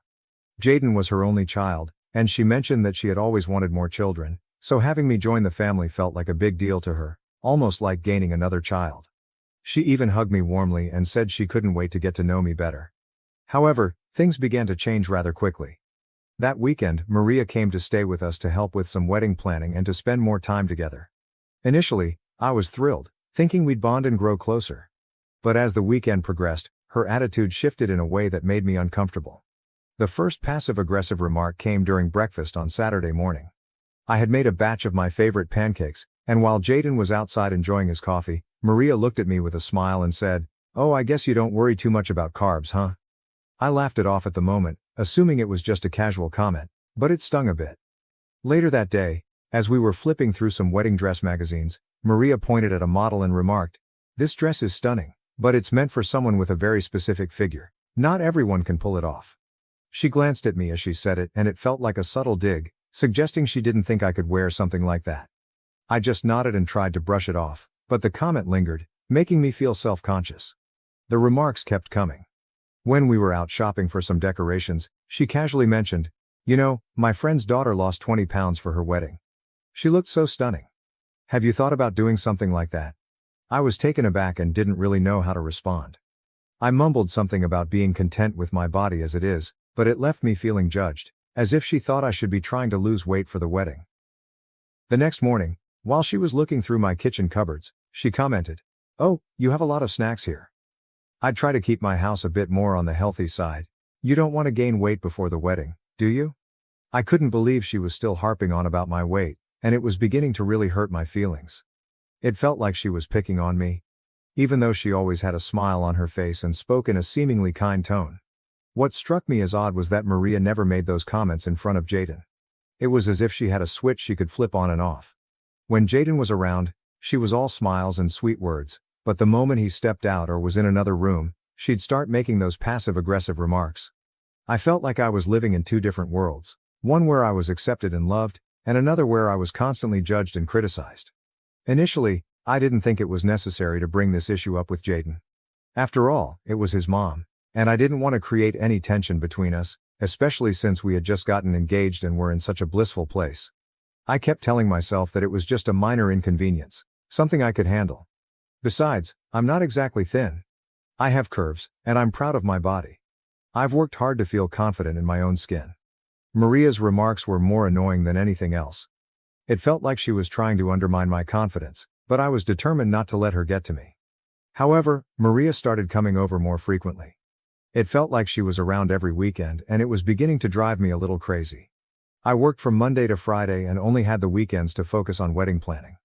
But every time I turned around, there was Maria, offering to help or just hanging around. It was tough to concentrate on wedding preparations with her constantly there, making little comments and acting like she knew better than I did. One weekend, she called to say she'd be coming over again.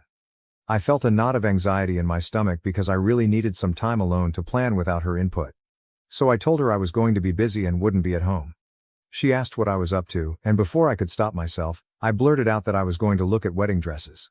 I think I just wanted her to know that I had important things to do. To my surprise, she got really excited and said she'd love to come along. I didn't know how to say no without sounding rude, so I reluctantly agreed. The next thing I knew, she was at my door, beaming and eager to help me find the perfect dress. I tried to smile back, but inside, I was dreading how this shopping trip would unfold. We visited a few bridal shops, and from the moment we stepped inside, Maria was in full mom mode, suggesting dresses that didn't appeal to me and making comments about how certain styles wouldn't flatter my figure.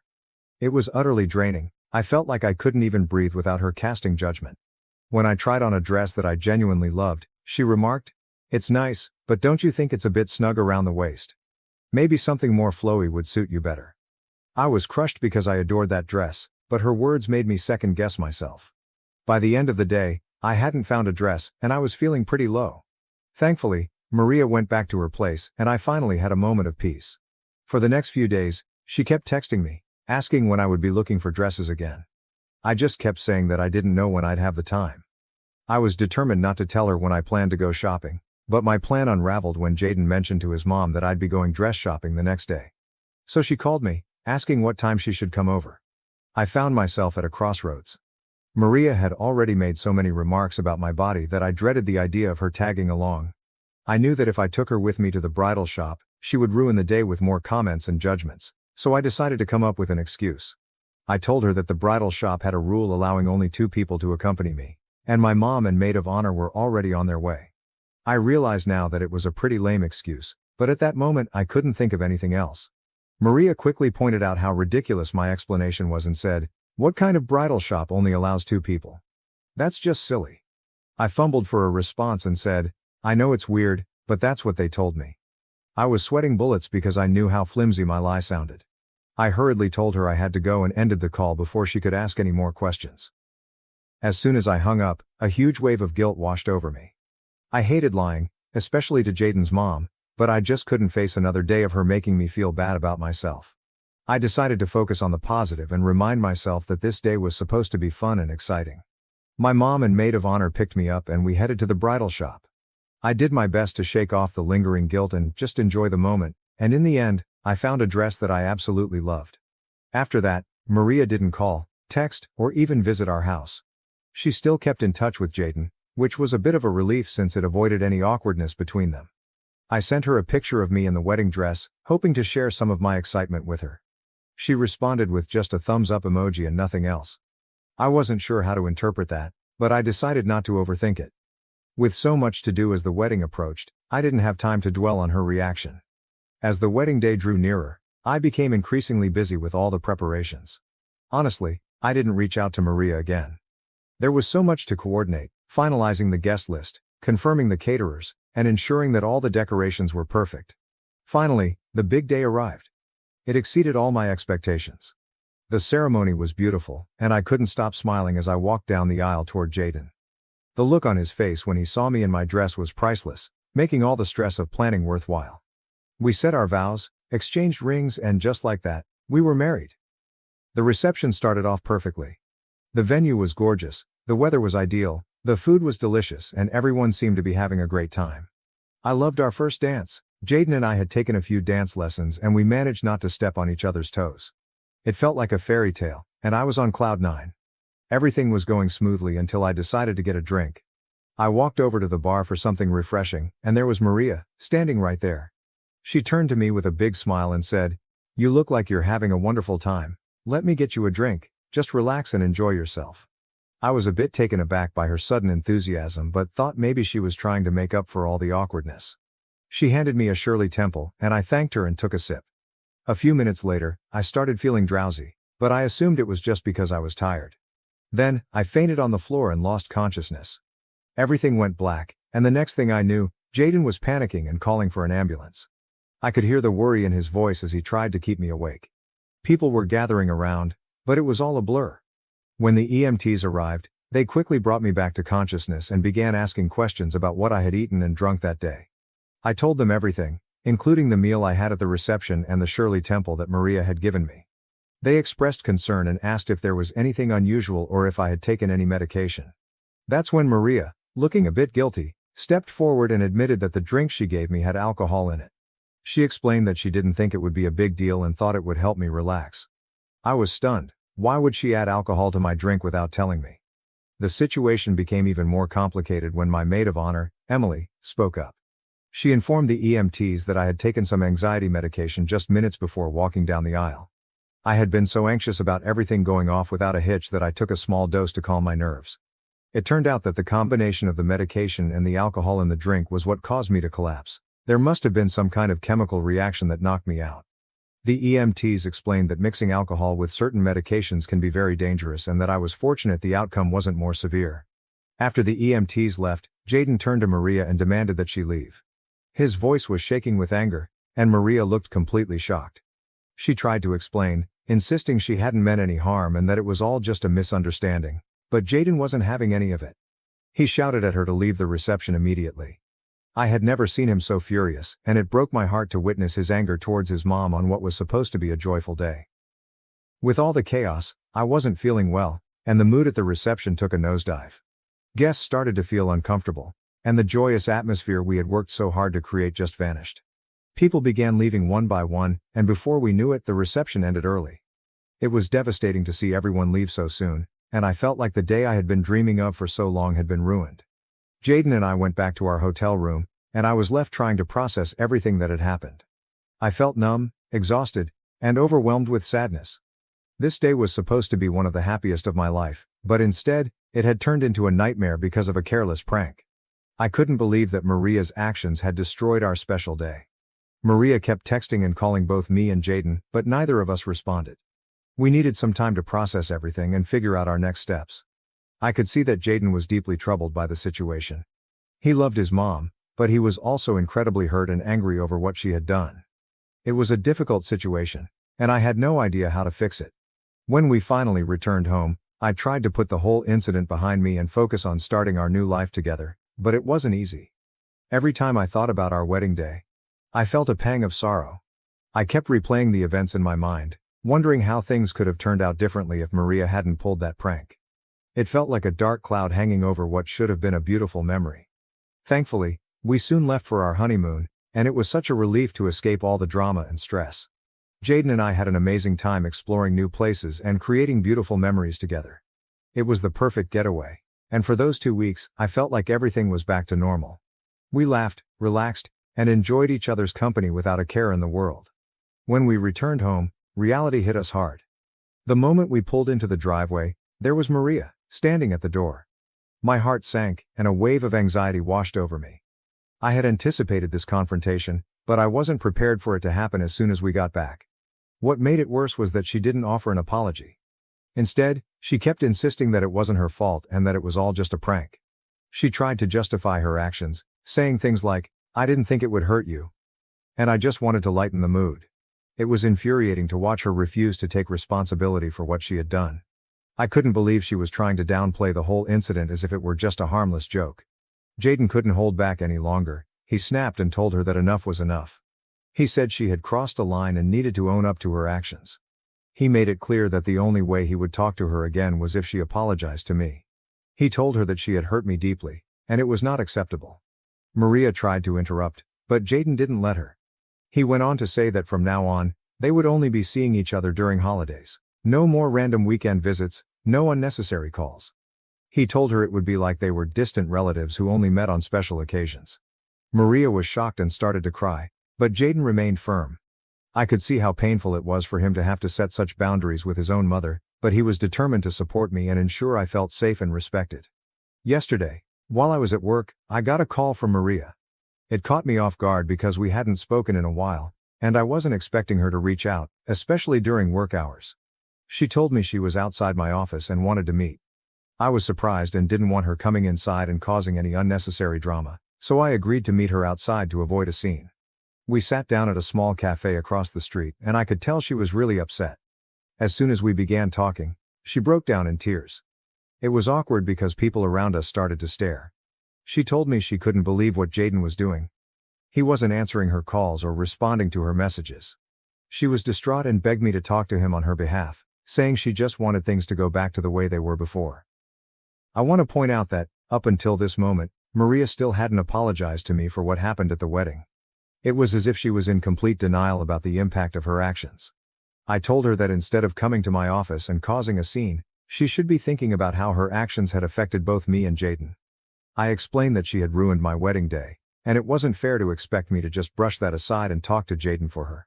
She tried to defend herself, saying she didn't mean any harm and was sorry I reacted the way I did. It was as though she couldn't see past her own perspective and understand that her actions had real consequences. She kept insisting that if she had known what would happen, she never would have done it. As she continued to cry, I noticed people in the cafe beginning to glance over with concern. The whole situation made me incredibly uncomfortable, and I just wanted to leave. I told her that I would see what I could do, but I didn't make any promises. Up until now, I still haven't talked to Jaden about it because I'm not sure if I'm ready to forgive Maria. After all, she only apologized after I prompted her to do so. My mom thinks I should just let it go and forgive my mother-in-law, but I'm not entirely sure. What do you all think? I'd really appreciate your advice. Update 1. Hi everyone, thank you so much for your comments and suggestions.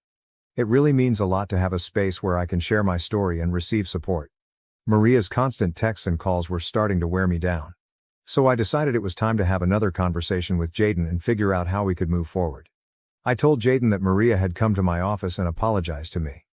It wasn't entirely true. Her apology wasn't exactly what I needed, but I felt like it was time to start mending things, even if just a little. I told him that I had forgiven her, which was mostly true, because I wanted to move past this mess and focus on our future. Jaden looked at me with concern and asked if I was really sure. I assured him that I was ready to move on, but we needed to set some boundaries with his mom to avoid any more drama. He seemed relieved that I was willing to forgive her, but he also recognized that this wasn't just about me, it was about us as a couple and our need for peace and stability. After our talk, Jaden texted Maria, letting her know that he was glad she had apologized to me and that we were ready to try and move forward. However, he also made it clear that the boundaries we set before still stood: no more dropping by unannounced, no more constant calls, and no more overstepping her limits. He told her that we needed some space to focus on our own lives. Maria responded almost right away, saying that she was sorry for everything and that she just wanted to be a part of our lives. She promised to respect our boundaries and give us the space we needed. I still have mixed feelings about the whole situation. On one hand, I'm glad that Maria seems to be taking our boundaries seriously, But on the other, I still feel a bit uneasy because I know that one slip-up could bring all the drama back. I'm trying to focus on the positive and remind myself that we are making progress, even if it's slow. Some of you have asked about my anxiety, and I want to thank you for your concern. I don't feel comfortable going into too much detail, but I do want to clarify that my anxiety wasn't about Jaden or our relationship. I knew he was the one for me from the moment things got serious between us. The anxiety was more related to the wedding day itself and the immense pressure that comes with planning such a big event. We had over 200 guests attending, and I was determined for everything to be perfect. I worried endlessly about all the little things that could go wrong, like the food not turning out well, the music not being enjoyable, or the decorations not living up to my expectations. The thought of any detail going awry made me incredibly anxious. I wanted our guests to have an amazing time and to remember our wedding as a beautiful and joyous celebration. Update 2. Hi everyone, something unexpected happened, and I'm still trying to figure out how to feel about it. Things were going smoothly until last weekend when Jaden received a call from Maria inviting both of us to dinner at her place. She mentioned that it was important for us to have this dinner to start getting things back to normal after everything that had happened. Jaden told me about the invitation and asked what I thought. I told him it would be okay and that we should go. Maybe this was her way of trying to make amends. When we got to Maria's house, she greeted us with a warm smile. But after dinner, Maria did something that completely took me by surprise. She got up, left the room, and came back with a check for $5,000. She handed it to me, saying she was truly sorry for ruining our wedding day and that, while she couldn't change the past, she wanted to give me this money as a way to make up for it. I was completely taken aback and immediately felt uncomfortable. It was such an unexpected gesture and I didn't know how to respond. I refused the money right away, telling her that I didn't need it and that we should just let bygones be bygones. Jaden agreed and told her that she didn't have to give us any money, but Maria was persistent. She wouldn't take the check back and ended up slipping it into my coat pocket. I was so shocked and didn't know how to handle it. She seemed almost desperate for us to accept it, which only made the situation more awkward. After that, we left her house and headed back home. On the way, Jaden and I talked about what had happened and we were both confused. Why would Maria give us such a large amount of money? It felt strange, and I couldn't help but wonder what her true intentions were. Was she genuinely sorry, or was this her way of trying to buy our forgiveness? I'm not sure and it's left me feeling really unsettled. Jaden and I discussed it again, and we're still not certain about what to do. He's just as confused as I am, and we both want to approach this situation in a way that's fair and respectful. We don't want to hurt Maria's feelings or dismiss her attempts to make amends, but at the same time, we don't want to feel like we're being bought off. If anyone has any advice or has gone through something similar, I'd really appreciate hearing your thoughts. Update 3. It's been 2 weeks since my last update and honestly, not much has changed. We still have the check that Maria gave us, but we haven't cashed it. It's just sitting in our drawer, almost like a reminder of everything that's happened. I'm not really sure what we'll end up doing with it, but for now, it's just there. As for our relationship with Maria, things are pretty much the same. We're all in this holding pattern where we're trying to be civil and respectful without revisiting the past too much. She's been respecting our boundaries, which has been a huge relief. She doesn't show up unannounced anymore, and the constant barrage of texts and calls has stopped. It feels like she's genuinely trying to do better, and that gives me some hope for the future. Jaden and Maria still talk on the phone regularly, and their conversations seem to be positive. I'm relieved that their relationship hasn't suffered too much from everything that happened. I also talk to Maria sometimes. Our conversations are polite and a bit formal, but both of us are making an effort to keep things friendly. I think this will be my last update for a while. I don't expect much to change anytime soon, and I'm hopeful that things will continue to improve little by little. I want to focus on the positive and keep moving forward, and I believe that's the best approach for now. If anything major happens, I might pop back in with an update, but for now, I'm going to take a step back and concentrate on living my life. Thank you again for all your support, and I hope you all have a wonderful day. My husband is cheating on me with my best friend, betraying both our marriage and my trust in the most painful way. I'm honestly not sure where to start, so I guess I'll just start. My husband and I have been dating since I was 19 and he was 22. We've been married for 6 years now. We have 2 kids and I'm 6 months pregnant with our third. 2 years ago I found out my dad has stage 3 colon cancer. My dad is my only parent as my mom passed away when I was 12. He's my favorite human and life without him doesn't seem as colorful. His laugh is contagious and he gives these big bear hugs that seem to make all of your broken pieces feel like they're perfectly in place again. Whenever I've had a hard day, he doesn't poke and prod and just lets me vent and listens. About 5 months ago we discovered the treatments aren't working for him, and in direct quote from the doctor he said months not years. Since then he's gotten progressively worse and now is losing memory. He looked at the dog he got for me on my 21st birthday and said, "Wow, that's a nice dog. Where'd you get it?" My husband has been my absolute rock. He has been there for me, holding my hand and helping me through this. He's been so loving and attentive to both my kids and I. Don't get me wrong, I am a mother first always. I don't allow myself to wallow. My kids are still loved, cared for, played with, and I haven't let my load slack around the house. Once my dad got his updated prognosis, my husband encouraged me to quit my job. About a month later we discovered we were pregnant again, and I still hadn't let go of my job. I kept holding out for some reason. After finding out I was pregnant again, he assured me it was still okay to quit my job, that honestly it would save us a small fortune on daycare costs anyways. So I did, I quit my job. My best friend and I have been friends since diapers.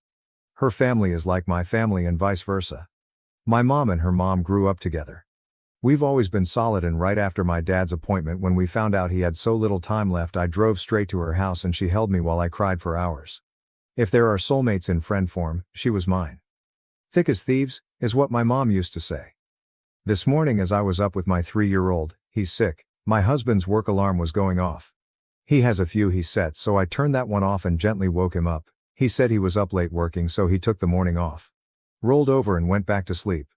As I went to turn off the remainder of his alarms, I saw a text from my friend on his lock screen that said, "I'm assuming since there hasn't been an angry pregnant lady on my doorstep you haven't told her about us yet." Time froze at that moment.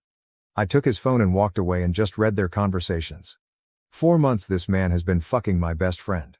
4 months these people have been lying to my face. And I know what you're going to say, you should have seen the warning signs. But I've been clutching this phone in my hand for 2 hours and nothing. He has been so loving and attentive to me, but he always has been. So kind and gentle. There have been no late night work nights except for once in a blue moon. There has been no lingering touches between them or even glances. They act as they have since the day I first introduced them. How sick is it that she calls him her brother but she screws him? I know so many people get a moment of clarity in situations like this, but I have none. Aside from being sad about my dad, I haven't changed. I'm still a loving wife and mother. I still doted on him and my children. I talk to him about how he is doing and how his day is every freaking day. I haven't allowed the ground to swallow me whole.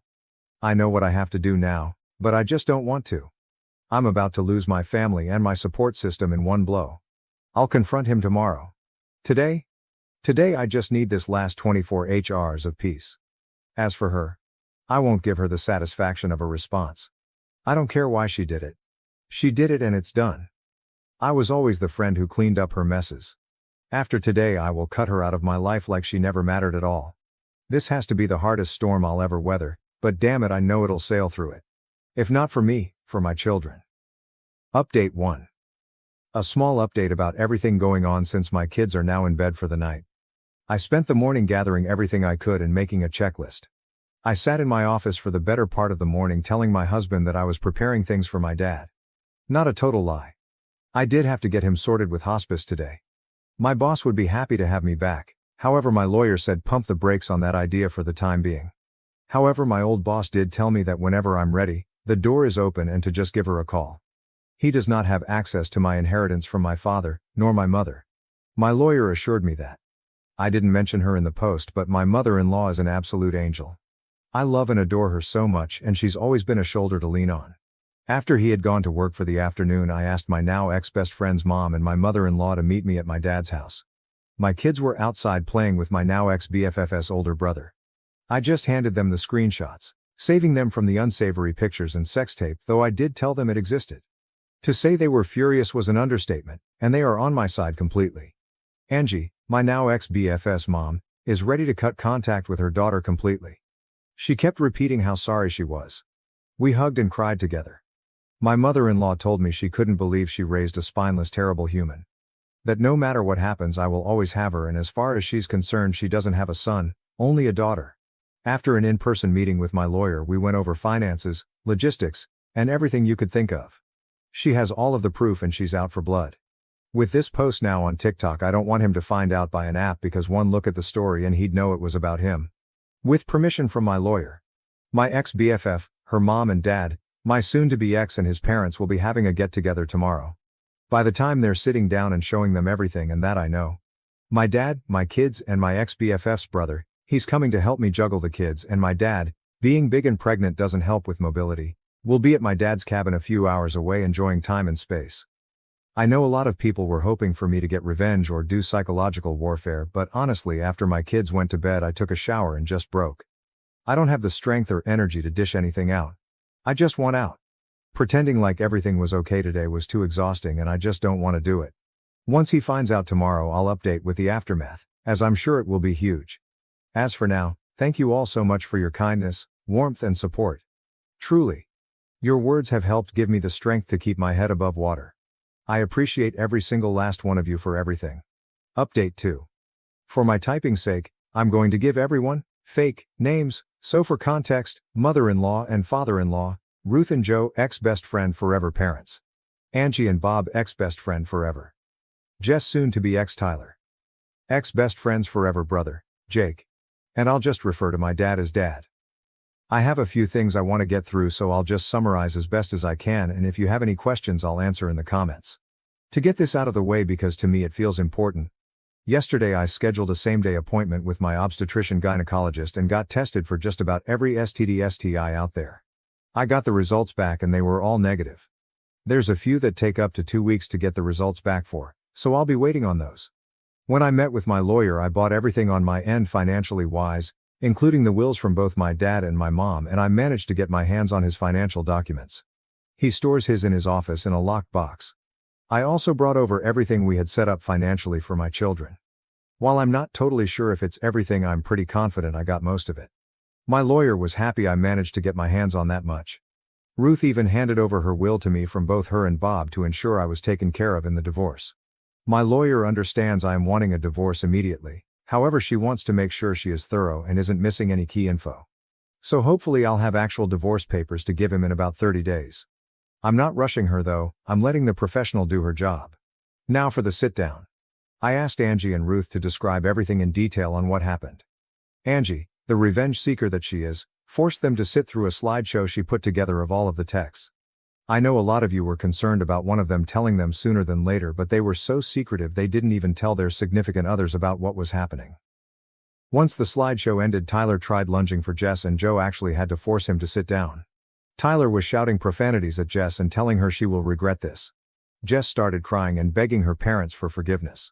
Bob looked his daughter in the eye and told her he will never forgive her for this. Blood or not, she is no daughter of his. He didn't raise his daughter to be this person. Jess was always a daddy's girl, so I think that cut her pretty deep. Jess is in the middle of a divorce herself and her parents were giving her money for her lawyer and they told her she is cut off from them both financially and physically.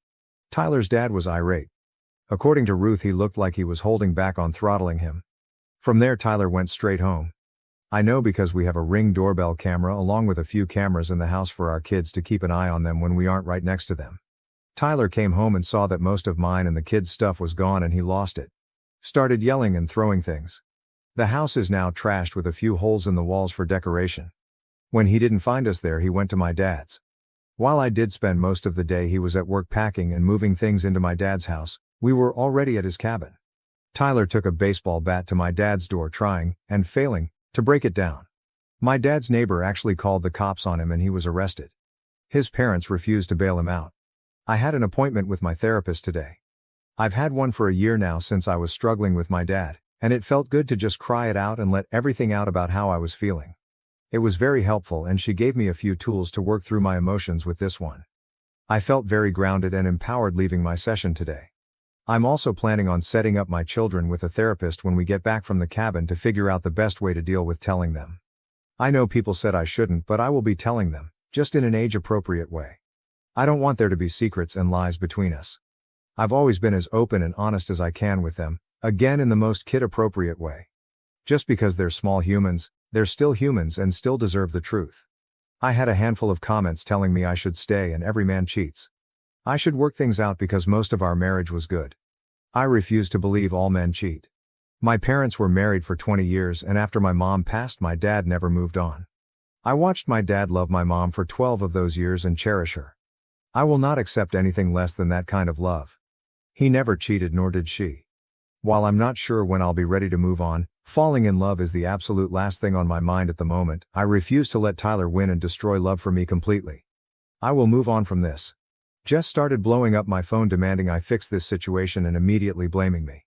My lawyer told me to not block texts just in case they spill out additional info I was missing. She was playing the poor me card very hard. The thing is though, I never influenced Angie and Bob to cut contact with their daughter, they made that choice on their own. She actually started blaming me for stealing the love of her life. I introduced them when Tyler and I started dating, so not sure where that came from, and that Tyler is only with me for the kids. Honestly, I knew she was just trying to hurt me at that point. I didn't give her the satisfaction of responding though. Between her and Tyler I have about 200 missed calls. Tyler went from begging and pleading me to forgive him. Like I said, I didn't have divorce papers to hand him, so he's stuck in this unknown gray area. I also asked Angie and Ruth to not say anything about the divorce to him yet. Purely just for my satisfaction, honestly. I know it's slightly petty, but keeping him in that gray area of not knowing is my small revenge to him.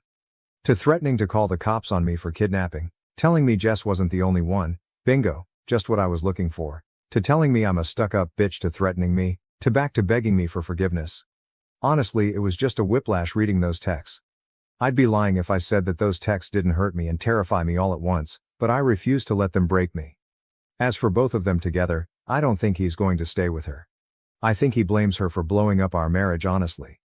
Who knows though, they deserve each other. I was initially okay to do a 50-50th split with Tyler for custody, but after his reaction I don't feel comfortable with that, so I'll likely be going for full custody. Jake has about 30 days of leave he's saved up, and he's going to be using them to help the kids and I get settled at my dad's house, and honestly to be there in case Tyler tries showing up going crazy again. He's been such a big help to the kids and I lately, and I'm forever in his debt for this. Last night after the kids went to bed he hooked up his Xbox and we played a game called Diablo 4 together to help me take my mind off of things. It was fun. However, he did sort of confess that he's always had feelings for me somewhere in the midst of things, but also told me to not say or do anything back. He understands a relationship or anything like that isn't on my mind and won't be for a while. He isn't wrong, but just that he's felt that way since we were teenagers and just wanted to get it off his chest. Thank you again. Seriously, your comments, your support, your messages, all of it has been one giant breath of fresh air. Just knowing I have a whole online community willing to go to bat for me has kept me treading water these last couple days. Your comments have popped in my head when I felt like just giving up on leaving him because it's so hard, and gave me so many great points and helpful advice. I know I deserve more and I can't accept his actions. And to the people who commented relating to my situation, my heart goes out to you all. This pain is awful and I hate that so many of you can relate, but your stories have resonated deep within me. You all keep commending me for my strength, and my personal favorite is telling me how proud of me you are. Every time I see those words I start to tear up. I'm blaming the pregnancy hormones, but your words have helped put me at ease so that way I could do what I knew I needed to do. So I'll leave this here for now. If anything of importance happens when I go back home I'll update further. Thank you all, and I hope you have a wonderful evening. Questions in the comments. Hobbit Bones. I'm sure many of us would like to know, have you told your lawyer that you want to go for full custody? And have you saved those messages your soon-to-be ex said with threats toward you and your children? I'm sure you have, since you saved screenshots of messages the first time. You've handled this really well. You've done all the right things to gather evidence and protect yourself. I'm proud of you. And I really wish the best for you and your children. OP answer. I forwarded everything to her as well as telling her he was arrested, and she responded with, full custody. And I agreed. Thank you, truly so much. A comment deleted after an overwhelming number of downvotes faulted OP for taking her kid's father away from them. To this OP replied, I'm not taking away their father. I will not keep them from him at all. But yes, I will most likely go for full custody. Not out of bitterness or spite, because I could simply never be that person. There is zero excuse for punching holes in walls, and trying to break down my dad's door, threatening to unalive me, unalive our children. If he wants to see them I will allow supervised visits. Maybe in the future if he gets therapy and help for those thoughts and actions I'll allow it. For now my mind is made up. You may see it as running away, but I see it as taking space to comprehend what has happened to my life and allow myself breathing room. My entire future I had carved out for myself and my children has exploded right in front of my face. That deserves breathing room. And yes, I allowed others to confront what they did to me, simply because I don't have the mental capacity. My focus is on my kids and my dad, everything else is background noise. Honestly, even if I did confront them myself, My in-laws and ex-friends' parents would have had their own confrontation regardless. I am fully aware I will have to face the music one day. However, today is not that day and I plan on enjoying that for the time being. People doubted if OP's story was true as the break between updates was quite short, with comments like, "All this in 1.5 days." To which OP replied, "My doctor's appointment took an hour at max. Most OBs do same-day appointments for urgent reasons. I just moved clothing, some toys and any of my important things to my dad's, which is 15 minutes away from my home, with help from quite a few people. To be honest, it wasn't even a lot of stuff to move anyways. It all fit in the bed of my father-in-law's pickup. I was lucky that a lawyer had a same-day opening spot and gathered documents that are all stored in one spot because I keep them organized. I already have weekly virtual therapy sessions, which just so happened to be today, which was an hour. All I did was give my in-laws and ex-BFF's parents the screenshots and saw them for about 2 hours before I headed home. Which I usually spend time with my dad in the evenings, so he was fully aware of where I was, but I asked him to stay home and start dinner instead of coming and drive to a cabin. I found out yesterday around 6-7 a.m. Do people not understand how little actually happened? Jess, I was hoping it wasn't you when I saw this on TikTok, but obviously it is you, Kirsten. I told you to break up with him. I told you Tobias was in love with me. You refused to listen. I told you my husband left me because he was cheating, but it was because Toby told me we could run away together and we could be together. You ruined everything and now he won't speak to me. You need to clean your mess up instead of posting on socials being a pathetic POS. You're unbelievable. Did you think I wouldn't see this and find out? I hope you miscarry. Technical_pumpkin_65s, also somebody in OP's life, reply to Jess? Are you serious, Jade? Apparently Jess's real name. Coming here and playing the victim, you disgusting fake human being. Not only that, but you expose yourself by telling the real names. Now everyone will know it's you and your entourage. You are so jealous and have a huge obsession with Kirsten that you ruined your own life after all the mess you created. It's obvious Toby never loved you but just wanted to use you for his pleasure. There is nothing more easier to manipulate than a jealous freak who has an obsession with him. If he really wanted to run away with you, he would have done it a long time ago, but he lied to your face with the one big excuse ever: I stay for the kids. Ha ha ha, you are the clown. Well, **** here, not victim. That's why even your own parents cut you out from their lives too. You are such a shame as a woman, but also as a human being. You pretend to befriend and betray not only her but your family and your own husband. Can't wait to hear what will happen to you when more people will know around you. You will finally receive the treatment you deserve, especially after wishing her to lose her baby. Karma will do his job now. OP's reply to Jess: you told me to break up with him when I was 19 and you were engaged to another man. You never said why. You never said anything about him, because if you did I never would have been married and you would have been cut out sooner. Also, no, I put fake names in the post to protect your identities, but if you want to blast yourself to the public, that's your choice, not mine. Update 3. Hi everyone. I know a lot of people are still asking for an update. Not much has happened, but here are the things that have happened. Tyler discovered the post and asked me if I was seeking a divorce. I said I was. He apologized for losing his cool. Asked if there was any hope for reconciliation. I said no. We did have a conversation about the kids, and he'll be allowed to see them with supervision, to which he agreed to. I had another meeting with my lawyer. Nothing of major importance happened. Nothing, and I mean absolutely nothing, has happened with Jake. He didn't take back his confession, but as I said, it's on the back burner for a long while. My kids' health and well-being take priority over all else. My dad's health is on a steady decline. He's now in the hospital with no release date in the immediate future. Please send over thoughts and well wishes his way. My kids are adjusting well. We have a therapy appointment for them scheduled next week to help them. My oldest has more questions than the rest, but I'm trying to save any big conversations for the therapy appointment, so I know I'm conveying the answers in a meaningful and the least harmful way. Also, my oldest made tryouts for the traveling soccer league. Yay. Oh, and the baby is doing great. Things have calmed down a lot. Truly. I feel like I have a better grip on things. I've been putting most of my focus on my dad and kids to keep myself busy.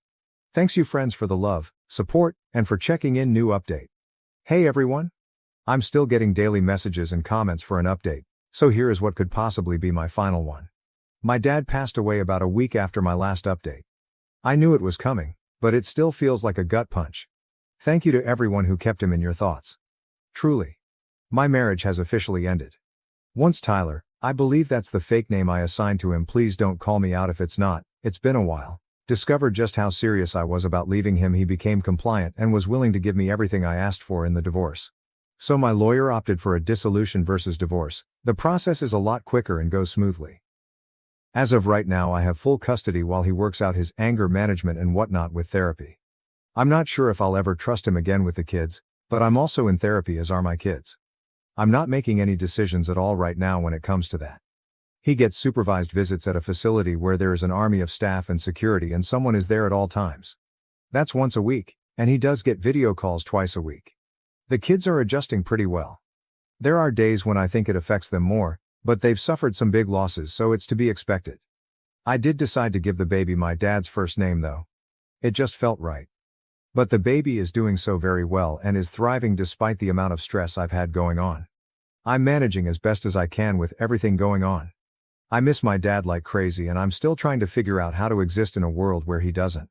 The grief still is so very heavy. I'm still mourning my marriage as well. I don't regret leaving him, but it still hurts me deeply.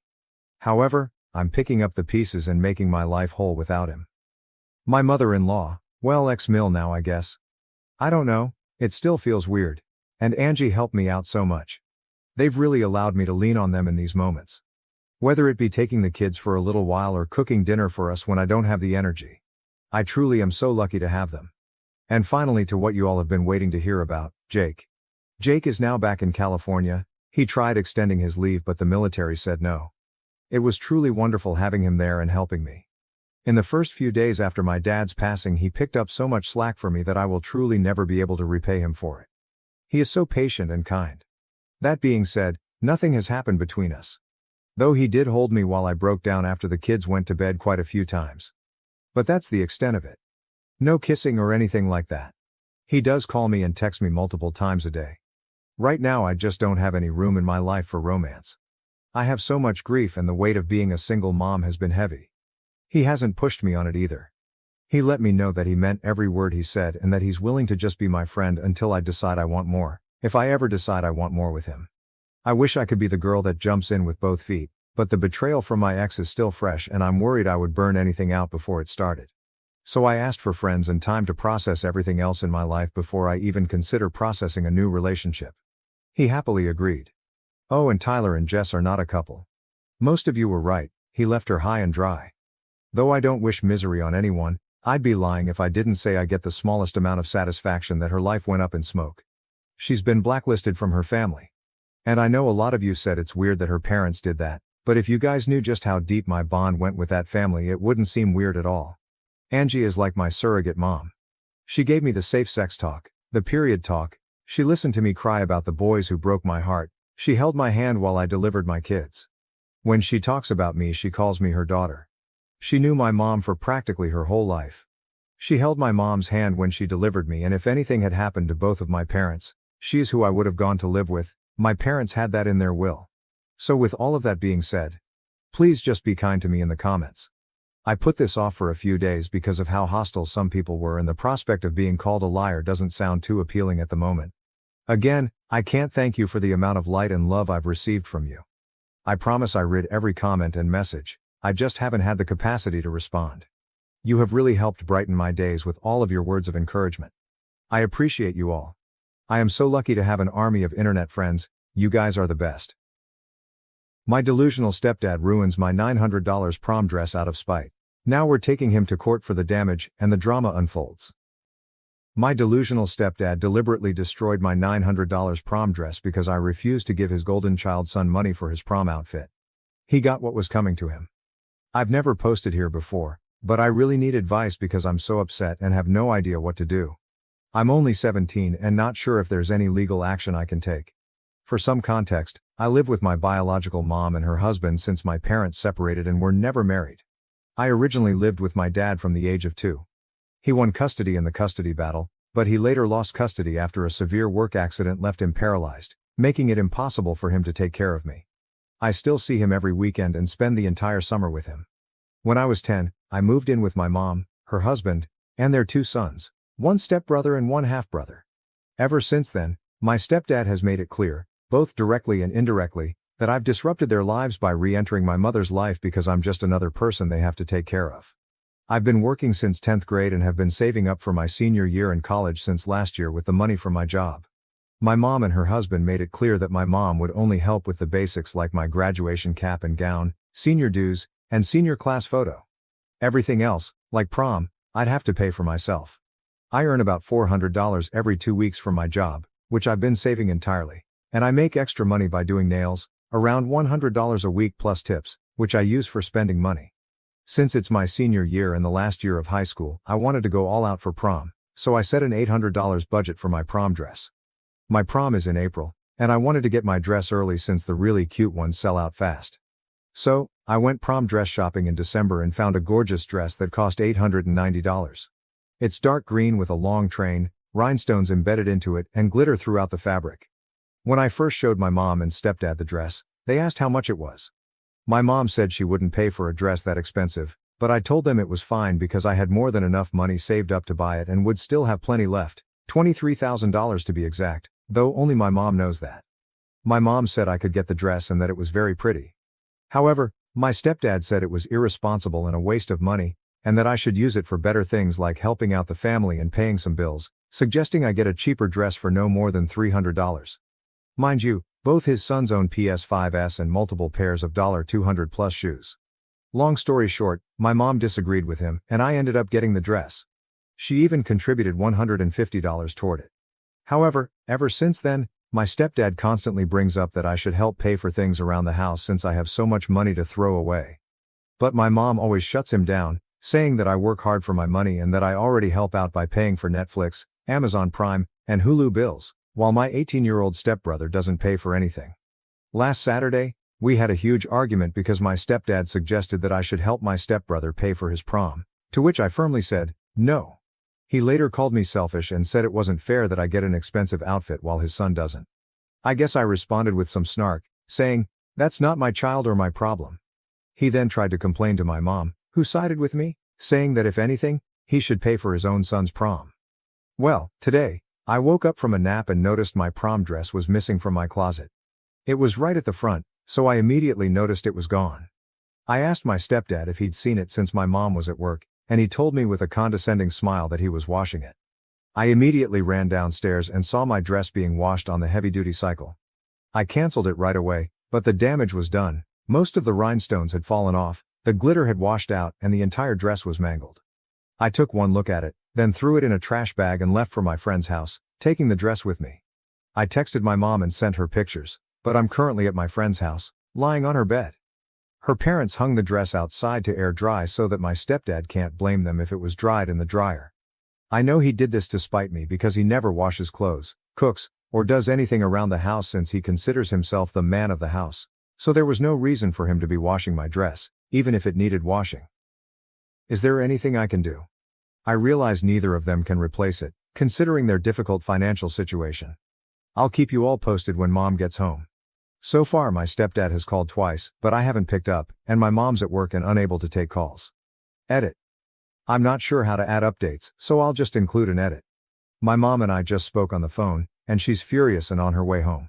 My friend, her dad, and I are heading to my house now, and my mom said she was going to call the cops as soon as she finished talking to me, so they might be there by the time I arrive.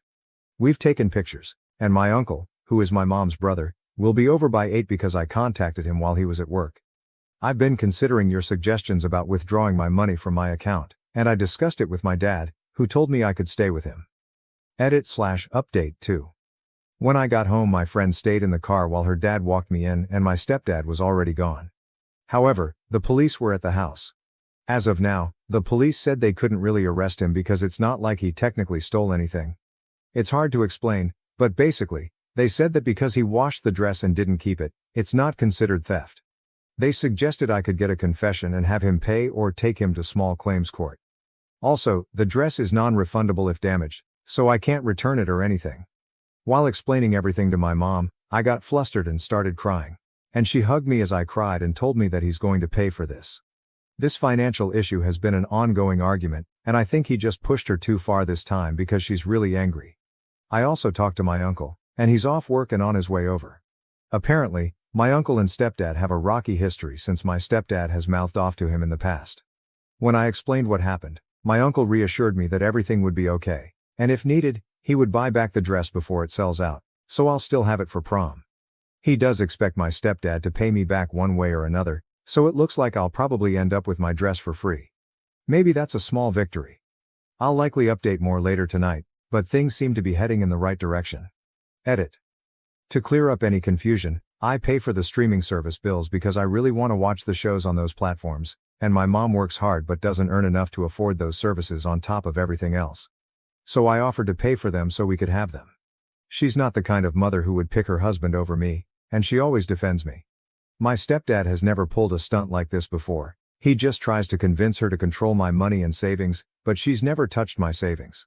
I feel like that's why they always clash, because he has this mindset that, we have all these financial troubles, and your daughter could solve them with her savings, and you have access to them. My uncle came over, and he and my mom had a bit of an argument because he blamed her for enabling my stepdad's behavior by not leaving him, which he thinks is why my stepdad felt comfortable doing what he did. She argued back, saying she's always defended me against him and has never taken any of my money. Which is true. We all talked about it for a while, and she revealed that they actually had an argument last night about paying off a car payment. She mentioned how all these bills are wearing her down, and he responded by saying it wouldn't be such a burden if she used my savings and didn't let me spend it on foolishness. She got angry and defensive because he keeps bringing it up. He also pointed out that the $900 I spent on my dress could have covered the car payment for the next 2 months. By the way, he only knows about my savings because he knows how much I get paid and that I've been saving all of it, so we think that's what triggered him to throw my dress in the washer. My mom and stepdad have been texting back and forth, and he admitted that he washed the dress to teach me a lesson about not spending so much money on something that can be ruined so easily. But he deliberately set the washer to heavy duty, so it's clear he intended to destroy it. My uncle has offered to replace the dress, so I don't need to worry about not having my special dress. We called the boutique and explained everything, and they said they could order another dress, though it won't arrive until February 23rd, which is fine. My mom sent my stepdad a long, threatening message basically calling him out. She's really heated right now, so I'm going to try to ask for a screenshot later. She and my dad also talked and decided it would be best if I got my own bank account so that my stepdad can't use the excuse that she has access to my account, which is also great. My mom and I had a discussion about what's going to happen next, and she said she's not sure yet because it's all a bit overwhelming for her. She's seriously considering leaving him, but I guess she doesn't want to talk about that just yet. My stepdad is currently staying at a friend's house. I'll keep updating, and I might have another one tomorrow. My friend's parents are going to keep the dress at their house, and I'll pick it up tomorrow to have as proof. My uncle has wired me $1,000 for my prom dress, and I'm planning to use the money to replace the dress and buy new shoes. He's quite well off, which is one of the reasons I reached out to him in the first place. I'm going to call the boutique and see if they can reorder the dress, and I'll just pick it up sometime in February. However, we still want my stepdad to pay in some way, and we're working on that. My uncle has also called my other uncles and aunts, with my permission, to vent about the situation, so now most of my mom's side of the family, who all live in Georgia, are aware of what happened. I woke up to a flood of texts expressing sympathy and even some offers of money for prom, which have added up to about $300. So that's a positive outcome. My mom also contacted my step-in-laws, who then spread the news, complete with pictures, and I guess most of them are shocked, except for his mother, who is still buying his excuse that it's just a dress and it was an accident, despite the evidence. I also got a call from my stepdad's sister, who expressed sympathy, and through our conversations, I learned that my stepdad has been asking a lot of his family for financial help because, for some reason, he's bought so many things on credit that he can't keep up with the payments. My mom called my stepdad for answers, which we recorded, and he's basically trying to blame her, saying that if she hadn't pissed him off last night, he wouldn't have done it. He claimed he was trying to teach me a lesson about being responsible with money and that he had planned to lecture me afterward. My mom has now broken up with him because he blamed her for caring more about me than him, which is bizarre. This led to an argument where my mom said, "You think I care about her more than you? Well, you're about to see just how much I do." Their relationship had already been rocky because he can't manage money, and this was the final straw for her. So a lot has happened. First off, we've placed an order for my dress and it's being shipped now. It should arrive at the boutique by February 23rd, so that's sorted. My stepdad and mom are officially broken up, but my mom isn't sure yet if she'll proceed with the divorce because everything is still so fresh, and lawyers are expensive, and she can't afford it right now. They also have a prenup, so they don't share any assets, and the house is my mom's. It was her dad's house that she inherited. She had a different dad from her siblings, who all share the same father. My stepdad came back with his brother after a while and tried to make up for everything by buying me a new dress from Macy's that's similar in color and length to the original, but it's very tacky and ugly and looks nothing like the dress I originally had. He then tried to apologize, saying it wasn't his intention to ruin the dress and that he was just going to wash it to make a point, like, "See, this is why you don't buy things like this." And then he would have bought me another dress. But that explanation makes no sense at all. My uncle also came back to the house after I texted him that my stepdad had returned. My uncle was at the store when he got my message, and when he arrived, they got into a huge argument. My uncle demanded to know why my stepdad destroyed the dress, but my stepdad said he wasn't going to let anyone walk into his house and start making demands. My uncle called him a name, and my stepdad told him to say it again. So he did, and they ended up fighting. My stepdad lost the fight and then threatened to call the cops, but we reminded him that he swung first. After that, he went on a rant, cussed us out, and left, taking the dress with him. We're actually planning to follow your advice and take him to small claims court, considering the evidence and the damage. Hopefully, we'll come out on top. Right now, my stepdad is staying at his parents' house. For those curious about my brothers, here's an update. My 15-year-old half-brother was at his girlfriend's house since Friday, so he missed all the drama, but he reached out to me today. I love him so much. My 18-year-old stepbrother, on the other hand, has basically taken his dad's side, so there's not much more to say about that. Also, for those who suggested changing the streaming passwords, I've done that, and my mom and I are going to set up a new bank account for me later today. Thanks so much for all the support. I'll keep you updated as we make plans and hopefully get a favorable verdict.